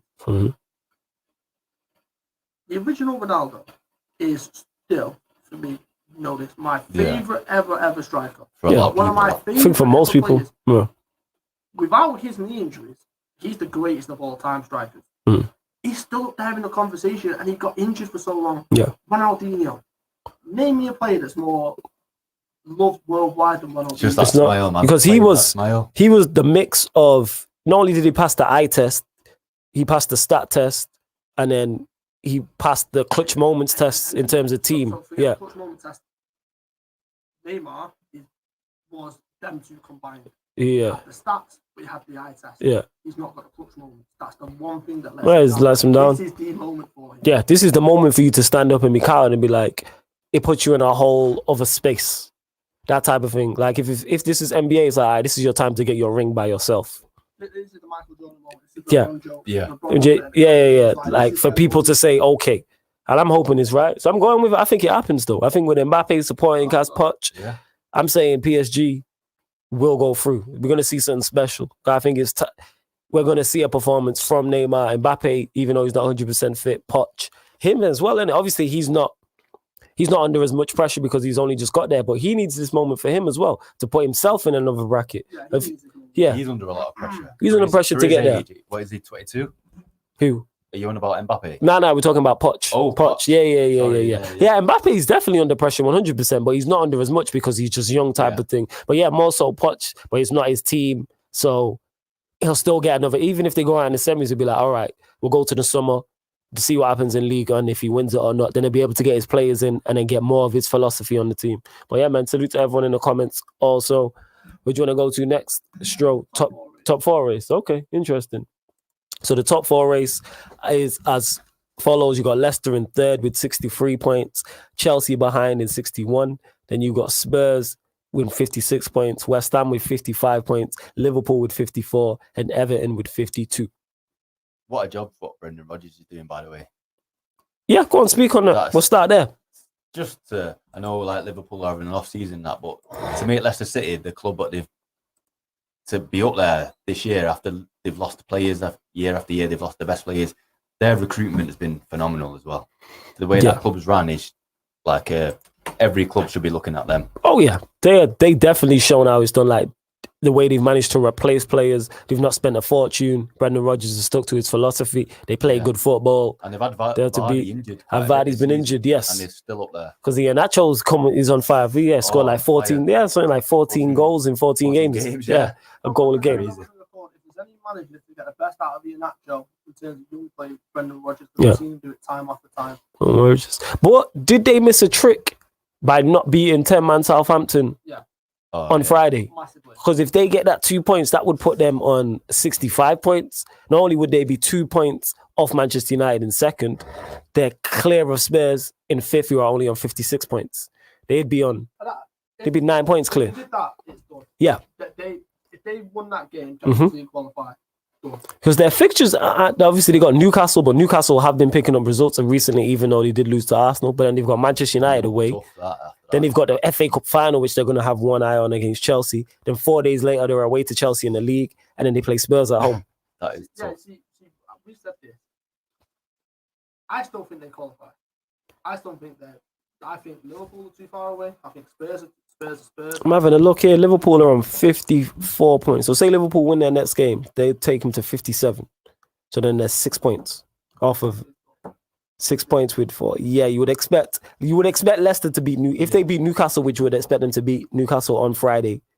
Then yeah, but do they have one eye on the FA Cup though? Because think about it. Something Leicester haven't won. Yeah, they want to win a trophy. This is a big standout moment for Rodgers. Yes, his eyes will be on that, but realistically, they could get a point and they're qualified. Like it's a big ask. All right, so we Tottenham, Liverpool. Forget about it. You petty in that. That's very petty. Yeah, because they're 7 points clear of Spurs. Right behind you. This is what I'm saying. But if West Ham do have a game in hand, but West Ham are on 55 points, having played a game less. So if they get to 58, that could change it. But I think you're right. But then we're saying that, but Chelsea are 2 points behind. Is it secure? Is the top 4 race done? What do you reckon? I said this here last week. I said the top 4 race done. You reckon? Yeah, you reckon it's them 4. You could be right. Well. I said it was these 4 for the past 2 weeks. Yeah, you did say that. I expected a resurgence from your boys. The only resurgence we've seen was you man. Clearly, innit? Clearly, I'm showing what Liverpool are lacking. Clearly, you know what I'm saying? It's not that hard to score at Old Trafford, but we move. Yeah, it's not that hard to score. Even I did it, but so we're saying it's done then, because it has been heating up, but there's a little gap now. Because like I said, Spurs are 5 points. Yeah, then it makes it interesting, but I don't see how. Because Chelsea play Manchester City. Obviously, City are going for the title. Then they are home to Arsenal. Then they play Leicester. Then they play Villa away. That's not an easy running, especially if they get to the final. Right, so I think they lose to City. Okay. Or they draw. Yeah. I don't think Chelsea win that game. Who's playing after that? Arsenal. They'll be Arsenal. Come on now. Yeah, they'll be Arsenal. Yeah. Like, come on. Then they play Leicester. It could come down to that. Yeah, it could do, but at that point... Let me see the fixtures of everyone else behind them to see if there's anyone with easier running. So Spurs they won obviously yesterday against Sheffield United. They got Leeds away, Wolves at home, Villa at home, Leicester away. Leeds away is tough. It's tough, but that's a favourable. It's favourable. It's a favourable run. But Because Leeds ain't really playing for anything right now. Yeah. Wolves ain't playing for anything right now. Villa ain't playing for anything. They're the type of games you want. You don't, at this point in the season, you don't want teams who are fighting for the title or fighting for the top 4 or battling relegation. You want teams who are just in the middle of the table and are pretty much on pre-season mode right now. With Leeds, Wolves, and Villa, that's 3 teams who are in pre-season mode. That being said, though, however, that's a lot to ask for Ryan Mason. But he has started well, though. No, he has started well, but how many times have we said this new manager bounce? Yeah, Just a new manager bounce getting him into the top 4. No. Absolutely not. But they have a favourable running, though. If they won, They've also got Eric Dyer in that squad. yeah, but if they won those 4 games, I say they drew to Leicester on the last game of the season, but they beat Leeds away, Wolves at home, Villa at home. I don't think that's a shock. No, I don't think that's a shock, but they're not getting in the top 4. Even if they get 10 points from their final 4 games. They're not getting in the top 4. You don't think if they get 10 points from their final 4 games, they don't get top 4? What about Tottenham Hotspur? They're not getting 10 points from their next 4 games. Right, this guy doesn't respect Money Mace. You know what I'm saying? Don't respect Ryan Mason. All right, well, West Ham are playing now. It's just kicked off. They're 4 minutes kicked off. They're playing away to Burnley. But after that, they're at home to Everton, away to Brighton, away to West Brom, at home to Southampton. That's favourable. That is favourable, especially if they beat. Because if they genuinely, I fancy West Ham more than I fancy Tottenham. If they win today, I get your point. Because that 2 points could make all the difference. Because they're not at 58. That puts them free off Chelsea. And we know Chelsea's running isn't the easiest, by truth discussed, minus Arsenal. And that depends on Madrid's score as well. Yes, the FA Cup. Yeah, you could have one eye on the FA Cup. So West Ham and Liverpool will go to Liverpool. Just because you're here, Stroll, we'll go to Liverpool. So obviously after drawing against Newcastle 1-1 last week, you didn't play, obviously. We got to reschedule the game. That could be a thing. When Manchester United game gets rescheduled. That changes it. Because then That can't happen. you got South. Is it in the rules? Could happen. Yeah. So you got Southampton at home, West Brom away, Burnley away, Crystal Palace at home. That's favourable. How am I joking? You said that favourable. Yeah, I'm looking there. Yeah, you lot really. Yeah, but you do have Salah though. He's the it factor. He could hit form. We will go 1-0 up in all them games. Yeah. We will concede in the last minute. But basically, what you say. So where do you think Liverpool will finish? Europa League places, 6th, 7th? I said this. You outright. So for the past month and a half, you've tried telling me Liverpool's still in the top 4. It's still in the top 4. I want you to be right. Of course I do. But what I'm saying is, I look at, especially if you get 3 points. So let's say hypothetically, you get the 3 points. That takes you to 57 points. That takes you 4 behind Chelsea. Yeah, that's 2 games. There's 4 games left. No, there's 4. Yeah, that's 3. Wait, hold up. Let me do the maths. Yeah. So that 57. 4 points with 4 games to go. That's Yeah, well, if you see Chelsea have got the goal difference. fixtures Chelsea, on there. theirs is 22. Liverpool's is plus 16. Okay. So technically we need more than 3 games because Yeah, but it's 5. Let's say it's 5 points then. I don't think it's over. I think it's over. You've been saying this for the longest. I genuinely don't believe it's over. So you're saying top 4. So you're saying City, United, Leicester, and one The other. top 4 was over when we couldn't finish. Yeah. The 15 chances we had against Newcastle, and we conceded in the last minute. Over. Done. Steve Bruce people. All right. So your top 4 staying the same. You're saying City, United, Leicester, Chelsea. All right. We'll move on to you, Jack. What are you saying? Top 4. I'm guessing you're saying City, United, Yeah. and then who are the other 2? It is tough. Yeah. It's like you say with Chelsea, if they lose to Madrid and then the minds go and they end up dropping a few points. And they have an FA Cup that, final to look and forward the to as finals well. It all depends on that for me. I think Leicester stays there though. So you reckon Leicester But lose the 4th? I'm just not sure with Chelsea. So it's Chelsea. So if it's not Chelsea, who do you favour out of Spurs, West Ham, Liverpool? Those 3. Like with Liverpool, you just can't take them this year. You can't bet on them. True. I agree with Ryan there. You can't bet on them. No one would have put West Ham up there, would they? So they're West Ham do have favourable. West Ham and Spurs do have they have more favourable fixtures, I would say, than Chelsea. Yeah. And adding the fact that Chelsea could be looking at FA Cup final and a potential Champions League final as well. Their minds are going to be elsewhere on that. Like you say, it depends how long this buzz of the new manager lasts with Tottenham. Yeah, are Tottenham going to Tottenham it? Is that what it is? Do you reckon it's Spursy? Yeah. You don't reckon Ryan Mason can get that Spursy out of them? Now, here's one thing I will say. I genuinely, in my heart, believe we'll put him out of Europa League. In my heart of hearts, I also think that's the worst thing that can happen to any Premier League team. What is going into the Europa League? Yeah, A with lot your more squad. games of that. Yeah, there's so many more games. There's so many How games. many in the more Europa is League. it? There's a lot more games. No, but what I mean by that is the fire that will light in that squad. You've seen it. We missed out on the league by a point. Yeah. We went and won the Champions League and the Premier League. Like you Klopp's annoyed anyway this season with everything that's going on. Lost his mother, Alisson, with everything that went on with him. The amount of injuries, the whole Super Six thing, and he was the one that was left to hung out and dry in terms of the media. Klopp's got a different kind of fire that's lighting in his belly right now. You put us in the Europa League and we miss out on Champions League qualification. There's no way City won away with it next year. It's a different. I'm not even just saying this. It's a different animal that you're about to face because we're getting Kanate, phenomenal deal. The talks of us going for Sancho.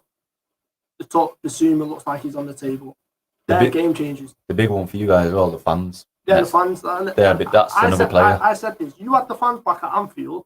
Watch them 1-0 results turn into 2-3-1 because they sucked the goal. They stuck the ball in. We've proved it. And it's a different animal when you go away to Anfield. True. The fans. Do you think United wouldn't have done as good as they've done this year if they had the fans with the pressure they were under with the fans? Because United fans have been a bit on the fence, haven't they, with them? They'll get behind them, but if there's a bit of an iffy moment in a game... I see the point that you're about, because you know this better than anyone. Some are Ollie in, some are Ollie out. Yeah, exactly. So maybe after this year, it's a bit different. City are fine because there's no fans anyway. But, like, if you look at United, it's... Comments are becoming there. I'm wrong. I'm not. Hey, I'm all for all City slander. City slander. So I'm with you. That's what I would say. Ahmed here is saying, how did Liverpool go from champions to Thursday nights in Uzbekistan? I says, you're traveling to the other side of the world when you're in Europa League. That's the big issue. You travel to Kazakhstan on the Thursday and then play in the Prem on the Sunday. Flawless, there's no way you got hold of that ball. I need to see a video of this OT goal. Yeah. We can't be doing that. Wiretap says salute to the man and big up to you. Yeah, salute. Yeah, man, big up to Trouble each and every time. Yo, Trouble, hoodie, man. Yeah. 5 times. But yeah, I would say the fans, but I think the fans being there changes. I think the reason why a lot of teams' away records is better than a home is because of no fans. A lot of the teams, like if you look, I think United, our away records better. Liverpool, their away records better. Everton, I know their away record, theirs is better as well. I think if you look at it, and we'll go into Everton in a sec, this is probably a record high for away points. If I don't know the numbers, and when actually I have to check it out, or Stroke, actually, you could check it out if you find it for next week. Like in terms of, is this the highest amount of points away teams have got in the Premier League ever? Yeah, and I think that's no fun. I don't think you get the games being the settling of the draws. Like when United played Manchester City in the home game in the Premier League, settle for the draw. From the jump, United didn't go for it, Pep didn't go for it. A full Old Trafford is not allowing that to happen. No chance. No. I fell asleep during the game. Literally fell asleep during the game. Well, when they're full, it's just another thing, man. That's what I mean when we played you. We were well happy for the draw. Yeah. You should have gone and won that game. Just Anfield, like, it doesn't matter if Liverpool are playing their under 23s against United's first teams. The fans in the cup end are going to expect Liverpool to go for it. So you don't get that. So it changes a lot. So yeah. But yeah, go on, Stro. You said you wanted to touch on everything. I've got a mad take. Yeah, go on. Which I think needs addressing. So the start that Everton had this season, phenomenal. And I do think they're moving in the right direction. However, I do think Ancelotti needs criticism. Okay. Because there's games this season, the Aston Villa game this weekend, prime example, and other games this season where a manager of his experience should be seeing out the result. And they should be finishing higher, in my opinion. You've got Lewandowski. You've got Calvin Lewandowski in the best my guy. He's having in his career. Yeah. James Rodriguez has been a revelation in terms of him adapting to the Premier League, which a lot of people for 4 or 5 years have said that he would struggle to adapt. He hasn't. I think Allen's been a good sign. Corey's not really been existent. He's still got that donut in there. Pickford, yeah. Awful goalkeeper. He was all right at the weekend, though. I think he made a few good saves, but he can make a few good saves. He's awful. Yeah, that's what sets you from being an elite club, doesn't it? a goal scorer and a goalkeeper. Yeah. It does. So, but it's like I look at the team on paper and the fact you've got Ancelotti as manager, they should be getting better results, especially the Villa one. Like, they're not playing for nothing at this point. Yeah, I get your point, and I think that is criticism because they have dropped their home record. Hasn't been good. They've lost. I think they lost to Fulham at home. They lost to a couple other teams. Leeds at home. Obviously, they've lost to Villa at home as well. But I think more so, the Everton fans being back will help with that. And once he continues to improve the squad, because I'm looking at the team here, you got Pickford, and it was Coleman, Digne, Godfrey Holgate, Allen and Gomez. Then you got Iwobi, Sigurdsson, Richarlison, Dominic Calvert-Lewin. Them being 8th, even though it could be better, is probably about right. I was having this discussion literally on the Q&A on Sarcasm City. Yesterday, actually, we was having this discussion, and Ryan was trying to get onto Ancelotti, and I was like, who are Everton behind that they shouldn't be? Everybody above them, you could argue, has a better squad and a better team. That's not a top 6 side. No, it's not. Yeah. What I'm saying. Even if you throw James Rodriguez in there, but yeah, he can be criticised, but he is learning on the job as well because this is new for him. No, But go on. what I'm saying is I'm not going into what Ryan was, and I've seen some of the points. My point is one-off games. I'm not talking about the lead position. I'm talking about one-off games. I've seen him make glaring mistakes in terms of substitutions. Yes. Which you can see a game out. You can go on, you can win a game, and you've ended up losing the game because of your substitutions, and it's just like, I expect better from you because you're Carlo Ancelotti. You're one of the godfathers of this. You're one of the most respected managers in world football. I hold you to a higher esteem. I expect you to do better. Yes, it's Everton. I know that. Everton are awful. I know that. Yes, you've got Pickford in there.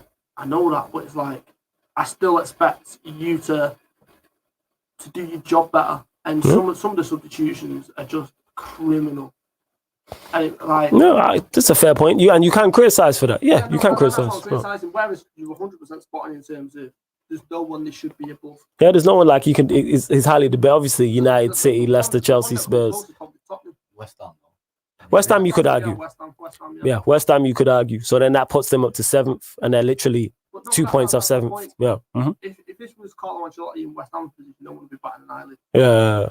They should be in that position, having the start they had. But like I said, think he needs another year though, and then we. I do. Because I think he's made massive steps forward. I think Everton fans, if you talk to them, are excited at like the direction they're going in. Like they signed James, they got Decore, they got Allen. It's like okay, yeah. If we build, like you were saying, the talks of Coutinho, like attracting bigger players now. That's it. So here's the thing: they need a centre back. They need a right back. Although they can play Godfrey there, who was a big fan of what phenomenal signing. Like I really like that kid. You need a goal. Yeah. Did he not sign up? Olsen was his signing, if I remember correctly. Yeah, on loan. Oh, it's a loan deal. Okay, right. That makes sense. Right. That makes sense. He's probably looking at it like, all right, I give Pickford. He's probably said that to a lot of the players, right? You got this one season. Chance. Let me get a chance to see. Because if you look at it, he could probably get not a whole new 11, but he could have easily went in there and got 7 or 8 players if he really wanted to. Donnarumma's contract up this year. Yeah, I've seen where he's going. Where's he going to? So Szczesny is Juventus. looking like he's going back to Arsenal. Yeah. Because Donnarumma to Juventus is back to Okay. Right. I'm surprised Ancelotti wasn't all over that. But the thing is, Ancelotti, because of his connections, he's got that little black book. He'll go get a goalkeeper. Yeah, like you said, imagine they go and get a quality goalkeeper, a Koulibaly, and an attacking player to play one of them wide positions to improve on Iwobi. There's not many out there. No one sticks. I think he might go because of his knowledge though and his connects. He'll go with someone we don't know about, but one of them unearthed gems. He'll just go like, all right, let me just go into the Italian setup of AC Milan and go and get a promising youngster or something like that. That's what he'll do. Yeah, or even so, he might go get someone more seasoned. Yeah. But even Szczesny, he's a reason as well. Juventus are not in the Champions League and stuff like that. We're talking about Jordan Pickford. You're just looking at improvement on Pickford. But if you're going to improve, you might as well do it You might as well do it right for a number of years. How old is Szczesny now? He's got to be 30 at least. 30 something. So here's the thing, right? You go. Looking at Pickford. Let's just start on Jordan Pickford for a second, right? I've seen this man stand behind the goal line for a shot. He's caught the shot because he's behind the goal line and given us a goal. You're a goalkeeper. That's fundamental. What are you doing? This is the same man that turned around and had the cheek to say to Alisson, I won't make a mistake like Alisson. And 2 days after that, Van Dijk whacks his ball in the air in the last minute. It's going out if you leave it. And your ego goes, I can catch that. We're going to go to the top end. I know what you're saying. And then it bounces off the bar and we score a winner. It's your fault. If you're going to replace someone, you've got to do it for the best player you can get at that time. I agree, but any upgrade is anyone is better than Jordan Pickford at this point. Facts. You can do better than Jordan Pickford. And If, for example, if Pickford wasn't English, he wouldn't be there right now. No, so Szczesny was just the thing because he's played in the Champions League. He will give you an experience. Whereas if your goalkeeper that you want isn't available for another year, Szczesny's the perfect stopgap. Mm-hmm. So it's like I said, Ancelotti is similar to, and I said this about Bielsa with Leeds and stuff like that. They've got a black book where they will open that. Like I said, the Koulibalis of this world. He will, like you said, like Flo said, he will get a goalkeeper which we might not even. Yeah, it'd be one of them. Just the upcoming, But if he's looking in the Premier League, I'd go and try and get Martinez. I'd go and get Pope. Yeah, absolutely. I'd go and get Pope. I'd go and get someone like that. Do you think Henderson's off limits? No.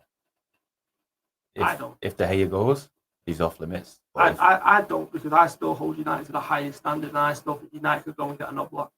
I did. Yeah. Yeah. So they're the areas which I know Ancelotti will improve, and next season is very exciting in terms of transfer window. Like we've already started to do our business.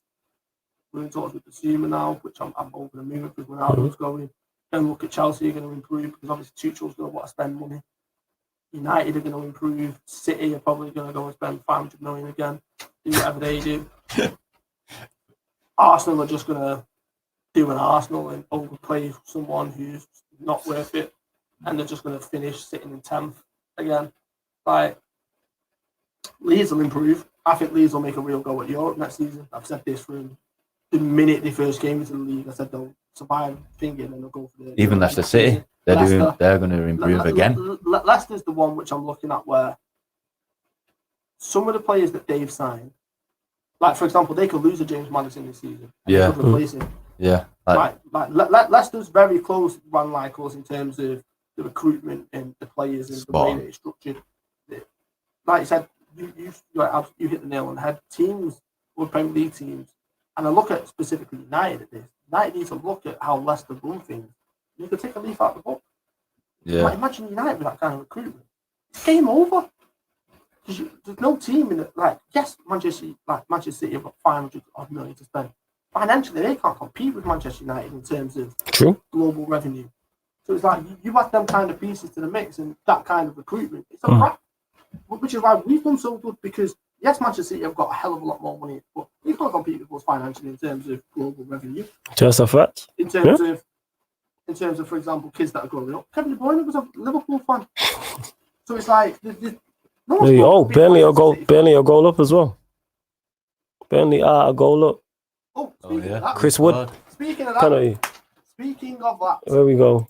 What? Hello, Flawless. What did I tell you 3 weeks ago? Are you talking about what? Burnley being safe? Yep. What did I also tell you? That the bottom three would go down. What did I think? Yeah. But Big Sam in it. Like, right, is what, isn't it? It happens. No. Don't even try it. It was that last minute goal and that. What goal was it? Yeah, against Villa? It was that last minute goal against Villa, Lord. David, but I told you. Yeah, it's done now. But I was excited. I thought, Big Sam gonna make the great escape. You know what I'm saying? I got lost in the sauce. What's wrong with that, man? The fairy tale of it. It would have been fantastic. This is your problem. Why is my everything? This is your problem with everything. And this is summed up with the Big Sam decision. You went out on a limb for Big Sam. I did. I went to a bat for Big Sam and that. V wasn't even here and he's in the comments talking about Big Sam. Big Sam, man. You know what I'm saying? You got it wrong. I was the only Yeah, you called it because they're now 10 points behind. And like, I thought the relegation battle was going to be more like down to the wire, but it's a wrap. Yeah, Newcastle. Give Newcastle and Steve Bruce his props actually because they got results. Yeah, we need to have a conversation with her to be honest because they drew 2-2 against Spurs. They went to Burnley away and won. They beat Newcastle at home. They drew away at Anfield. All right, they lost to Arsenal, but No, Newcastle beat West Ham at home. They drew away to Liverpool. You know what I'm saying? And then obviously they got beat by Arsenal. Yeah, Brighton and Brighton. Yeah, that's true. But yeah, because we were looking at their fixture list thinking it was bleak. I remember us talking about it when we spoke about after their game against Burnley. We was like, they've got. That's what we were saying. So yeah, they got beat by Brighton, and we was looking at their fixtures, and we said they got Spurs. Spurs at home, not easy tie. They got Burnley away. They got West Ham away, chasing Champions League football. They got Liverpool chasing top 4 or top 6.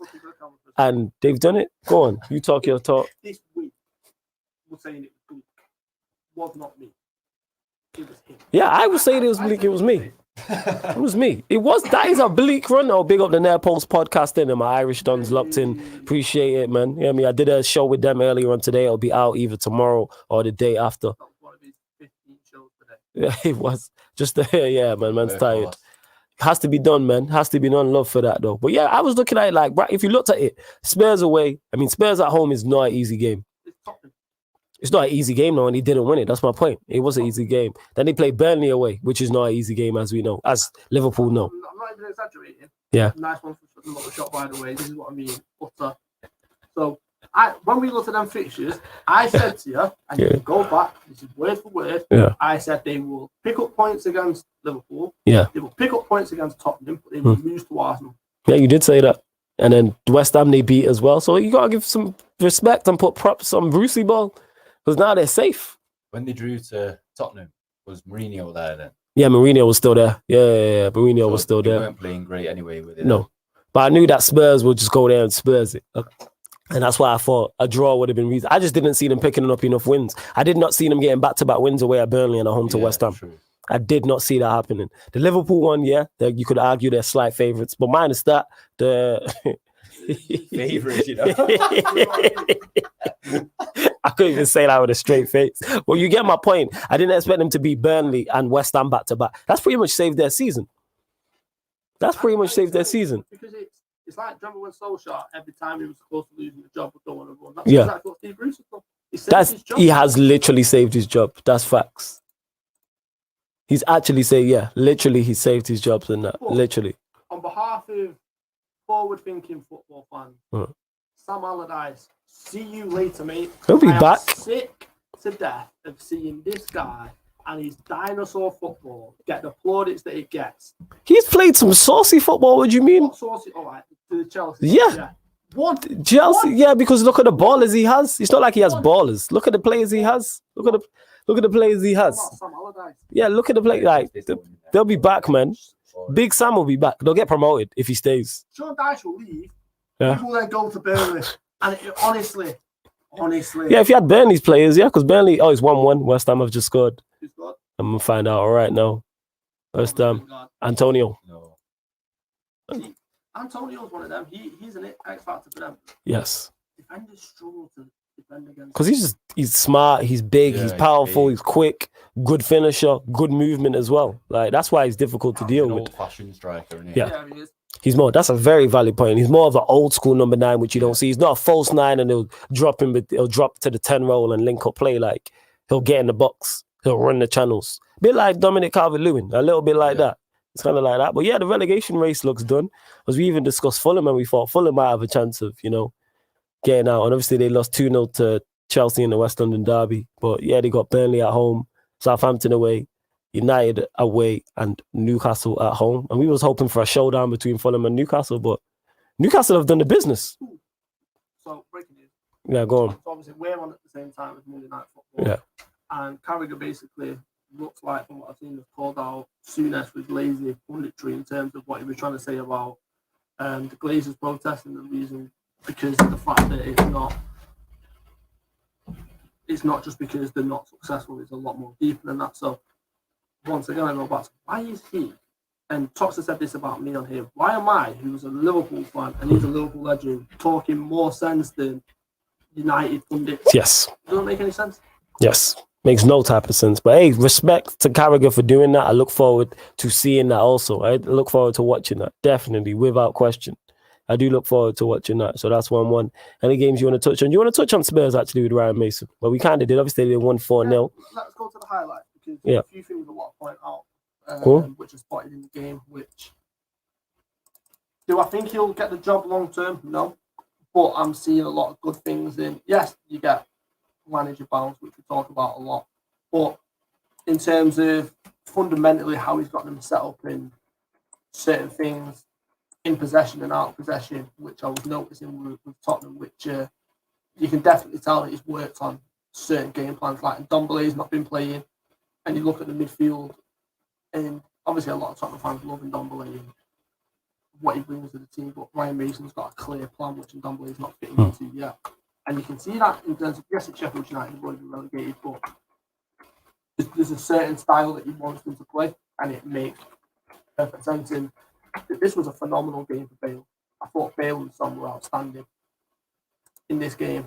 But some of the finishes Bale's done this season, and he wasn't played by Mourinho. Typical Mourinho, though. You surprised? No, obviously I'm not surprised because we said this. Yeah, it's typical Mourinho. You know what he's like. It's like Eric Dyer there with a misplayed loose pass. You need to ask that question. Do they put a bid in for Bale next season? What do you reckon? What do you reckon? We'll go to you, Jack. What do you think? Here's my question. Do you think they? I Do you want him back at Madrid? personally no. Okay, go on. Why? I respect of what he's done Yeah. and everything like that, but the professionalism in him is for me that's what lets him down. Right, the whole Wales Golf He's shown Madrid that thing. he's been more professional at Tottenham, Mm-hmm. and yeah, fair enough. You've come from there, and you've made your name there, and everything like that. But There's a Zidane lot has of let things. left other players out at the same time, Mm. and they've been a lot more professional about it. And some of them have got back into the team. Look at Lucas Vazquez, for example. Right. He's been a standout player this year until he got injured. Right. He's more or less replaced Bale, and that's not an easy replacement. I'm not saying that he's better than Bale or anything like that, but because He brings Bale got more- chances, he brings let me more tell to you. Real Madrid than what Bale does at this point. Exactly. If Bale's head's down, basically all He's- the pressure was on Bale to be The guy. Ronaldo replacement. Yeah. Benzema stepped up and took that. And he just, for me, like, his passion is golf. His passion is go. That's know a what I great mean? finish, though. That's a great finish. Great ball by Aurier as well. You That was could a just tell in his whole persona when he got that transfer to Spurs for Yeah. the loan. How happy was he? Right. I'm not saying it's all his fault. You know when you break up with your missus, but it's like it's not been working. For Yeah. a while, it's like it's a mutual thing. Yeah. That's Right. exactly what that was. Okay. I didn't know where he was going to go with that analogy, but that's spot on. Another good finish as well. I legit had no idea where it was going in it. That's a quality finish. That's a confident player. That. Yeah. What I'm saying, these are two, but look at the positions that he's picking up. Yeah, central. Exactly. Yeah, which you spoke of. That's you might put it top bins, you know. But like to go back to how many times we've used Salah in them kind of positions because it's a fluent Yeah. front three.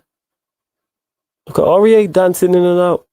Yeah, good finish again by I'll Bale. let you finish. Yeah. No, but they're three world class finishes. Yeah, quality finishes. Yeah, That's Bale back in.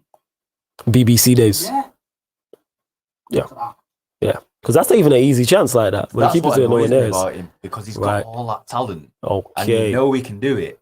But for himself, Yeah. no matter if he's not enjoying it under a certain manager, he should want It's a to good be finish. the best he can be for himself, Yes. no matter who else. Mhm. And that's the same point we were making of Neymar before. Here's- He should want to be the best player for himself. Here's the Quality. thing though with Bale is he doesn't feel loved by the fans, Yeah. which we know this. That sea of white behind the goal is like your version of the cop. It can be toxic, but Of course it can. but it can also spur you on.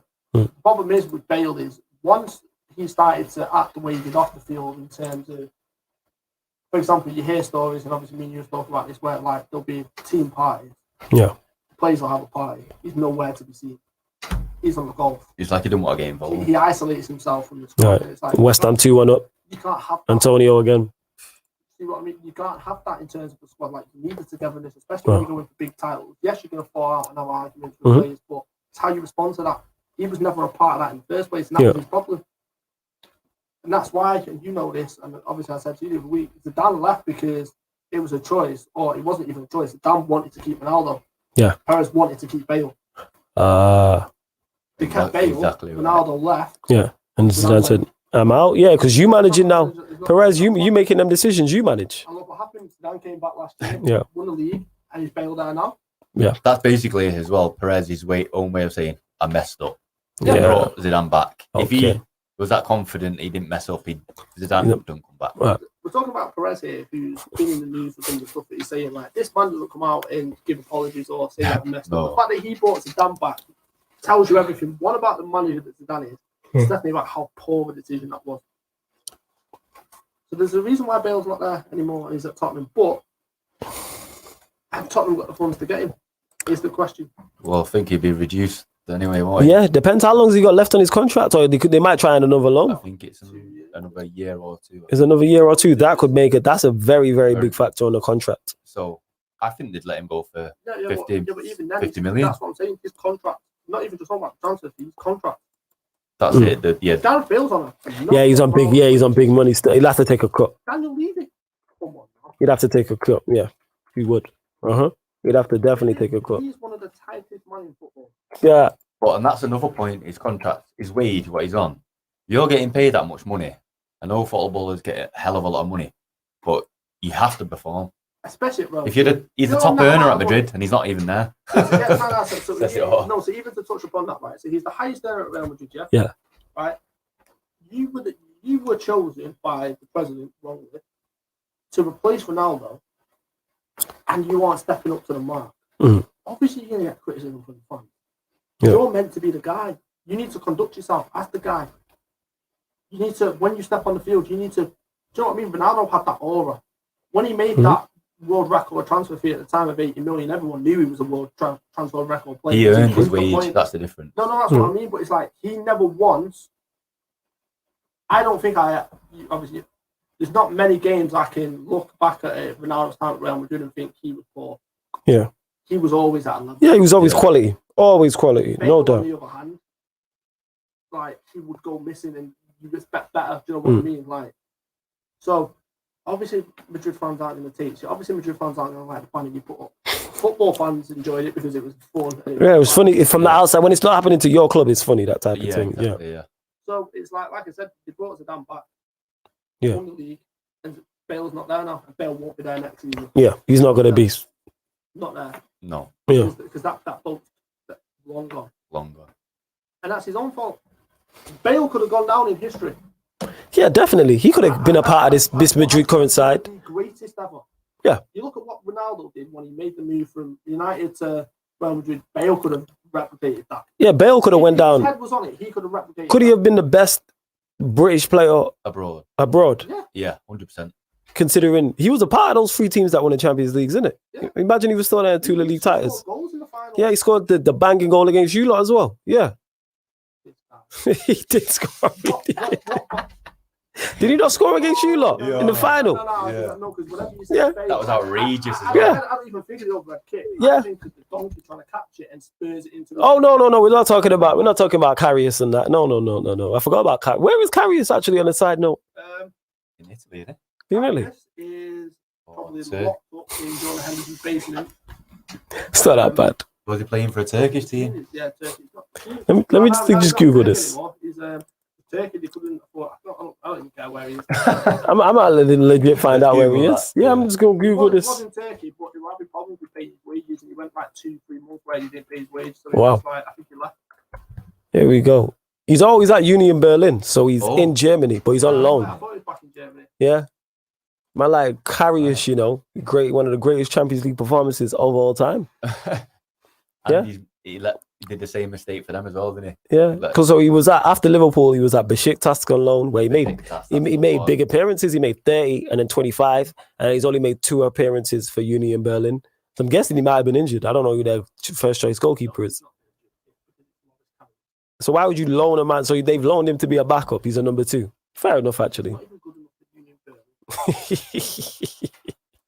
That's my whole point of it. Hey, Union Berlin. Wait, where? I don't even know where Union Berlin at. Have a look where Union Berlin is. I'm gonna find out now. I'm literally gonna find out now. Let's see what's going on. Me and Aaron It's had a Aaron. conversation on his show, right? And we were talking about Yeah. Karius.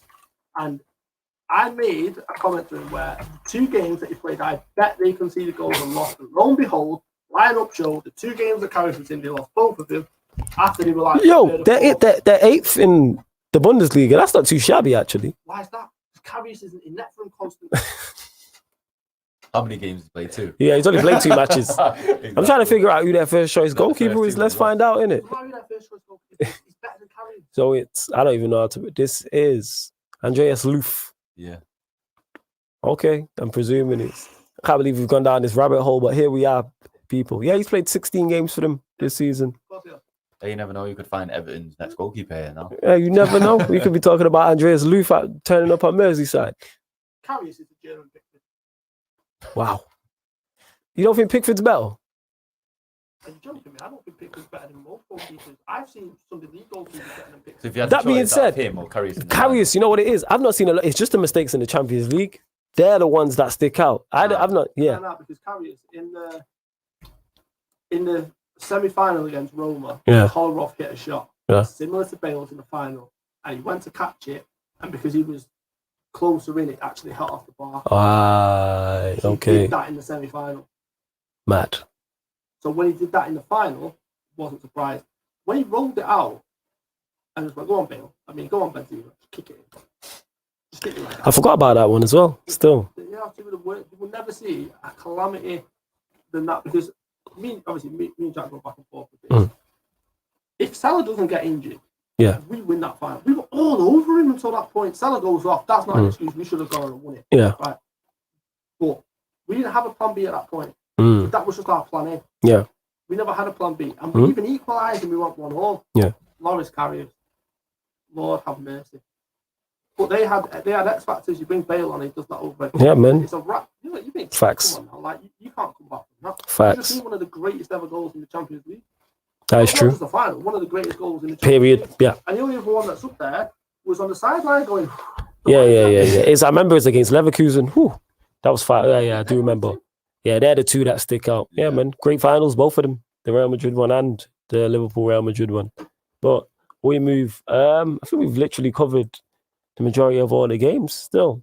Obviously, we'll touch on Arsenal briefly. What is next for them? So, if Arteta, we'll just touch on it because we only got 5 minutes left. So, if you are listening in, if you are watching this live on the YouTube right now, you're watching this back, please make sure you hit the like button and make sure you subscribe to the Pi Radio YouTube. If you're listening via more traditional radio means, so DAB, or you're listening online, love for supporting and tuning in via that way. But Arsenal, obviously, they're 9th. If Arteta doesn't win the Europa League, should he be sacked? We'll go to you, Stro. Is their squad that bad, though? I'm just asking the question. So for those of you that come to on camera, you couldn't even ask that one straight. Is their squad better than 9th? If it is, it's 8th, 7th at best. Everton should not be ahead of Arsenal. Okay, Everton should not be ahead of Arsenal. Right, that's 2. Leeds until this but weekend shouldn't have been ahead of Arsenal. Leeds have just come up from the Championship, for crying out loud. Yeah, but they've got Championship centre backs. That's true, but no Arsenal got Championship. That's exactly what I was going to go with. Their level of Arsenal squad. I'm saying he should be doing better, yes, but I don't think it's as good as people make out. No, it's not. I think it's 7th. You put Bielsa in there. Yeah. Arsenal aren't where they are. I agree. You put Carlo Ancelotti there. Arsenal. Yeah, but you're talking to Carlo Ancelotti at Arsenal, they're 5th or 6th, guaranteed. I hear that. Level of management. All right, so you're saying basically what Stroll's saying in a nutshell is Arteta should be sacked if they don't win the Europa League. Thing is poor. From top to bottom, they are awful. They are awful. Here's the point. You've got Xhaka in centre midfield. You play him left back sometimes. He was a defensive calamity. I don't think he should be in the squad. He should be in the squad. To be fair, you've loaned him a calamity. Coming on to that in a second. You've got David Luiz, yeah. Say no more. And then you watch the Europa League. So he made the biggest, and they're lucky. Oh yeah, we'll touch on that before because we only got a few minutes left. Do you think they'll get through? I know Stroll was about to go off on one, but we will touch on that next week. Did they go through against Villarreal? You don't think they do? It's Arsenal. Yeah, I think they get through because they scored their way goal. I would not trust Arsenal to look after a dog for a couple of hours. They are awful. They are, but Villarreal ain't the greatest either, to be honest. I trust Villarreal more than I trust Arsenal. I'm saying, all right, so you're saying, obviously, I think United are through. Obviously, they won 6-2. Villarreal are going through, yeah? What was the last score? Have they not played yet? Who? Villarreal. Oh, Villarreal, Arsenal. Villarreal won the first game 2-1, the home leg. Right. So Arsenal were 2-0 down, but Arsenal were awful, but Arsenal got the away goal. sabotage. Yeah, like Arsenal were awful because we was doing a watch along for the United Roma game, and we had Lewis on. Shout out to my Don Carefree Lewis, and he was watching the Arsenal game, and he was saying just how bad Arsenal were. Villarreal weren't great, but like I think they had 2 shots on target. One of them was the penalty that he scored, and the other one was like an 85th minute Aubameyang shot. Yeah, so here's the point though. So Arteta made the same mistake that Solskjaer made because they're inexperienced managers and they're out of depth. Fred in the Champions League against PSG. Yeah. Once he's on that booking, Take him off. regardless of what minute it is, you take him off. Yeah. Right? Arteta, Danny Ceballos gets booked. Right? And you know how Ceballos plays, he's reckless. Mm-hmm. And he's wild. Right? Yeah. He then does a challenge directly after getting booked, which he also could have got a second yellow card for. The referees then told him, last warning now, and he keeps him on the pitch in the second half. And then he goes out in the second half, stands on someone's foot, overstretching, gets sent off. That's on Arteta. All because he got the penalty. So you're saying Villarreal are going through? I'm saying Arsenal, and obviously United winning 6-2 against Roma. That United are through to the final. So it's. United are going to win Europe. City are going to win the Champions League. Liverpool are going to win the. Hey, City, you're going to win the Champions League. I'm not having that. Yeah, we don't need that. We don't. I'm just saying, from a Liverpool fan point of view, that's exactly what's going to happen. And it's going to annoy them. It really is. It'll annoy me as well. No one wants to see City win it. But yeah, that we closed the show out, people. Obviously, from a Third Eye View, we're here every Monday, 7 p.m. till 9 p.m. discussing all things Premier League and sometimes Europe as well. That's why we got the Champions League and Europa League. Big up to Jack for coming through as well. Much appreciated. Yeah, man. Hope you enjoyed it as well, man. Been blessed having you in that. Great guest as always. And yes, people, like I was saying, from a Third Eye View, big up to everyone who's supporting the channel. Make sure you subscribe to Sarcasm City TV also. And this has been From a Third Eye View on Pi Radio.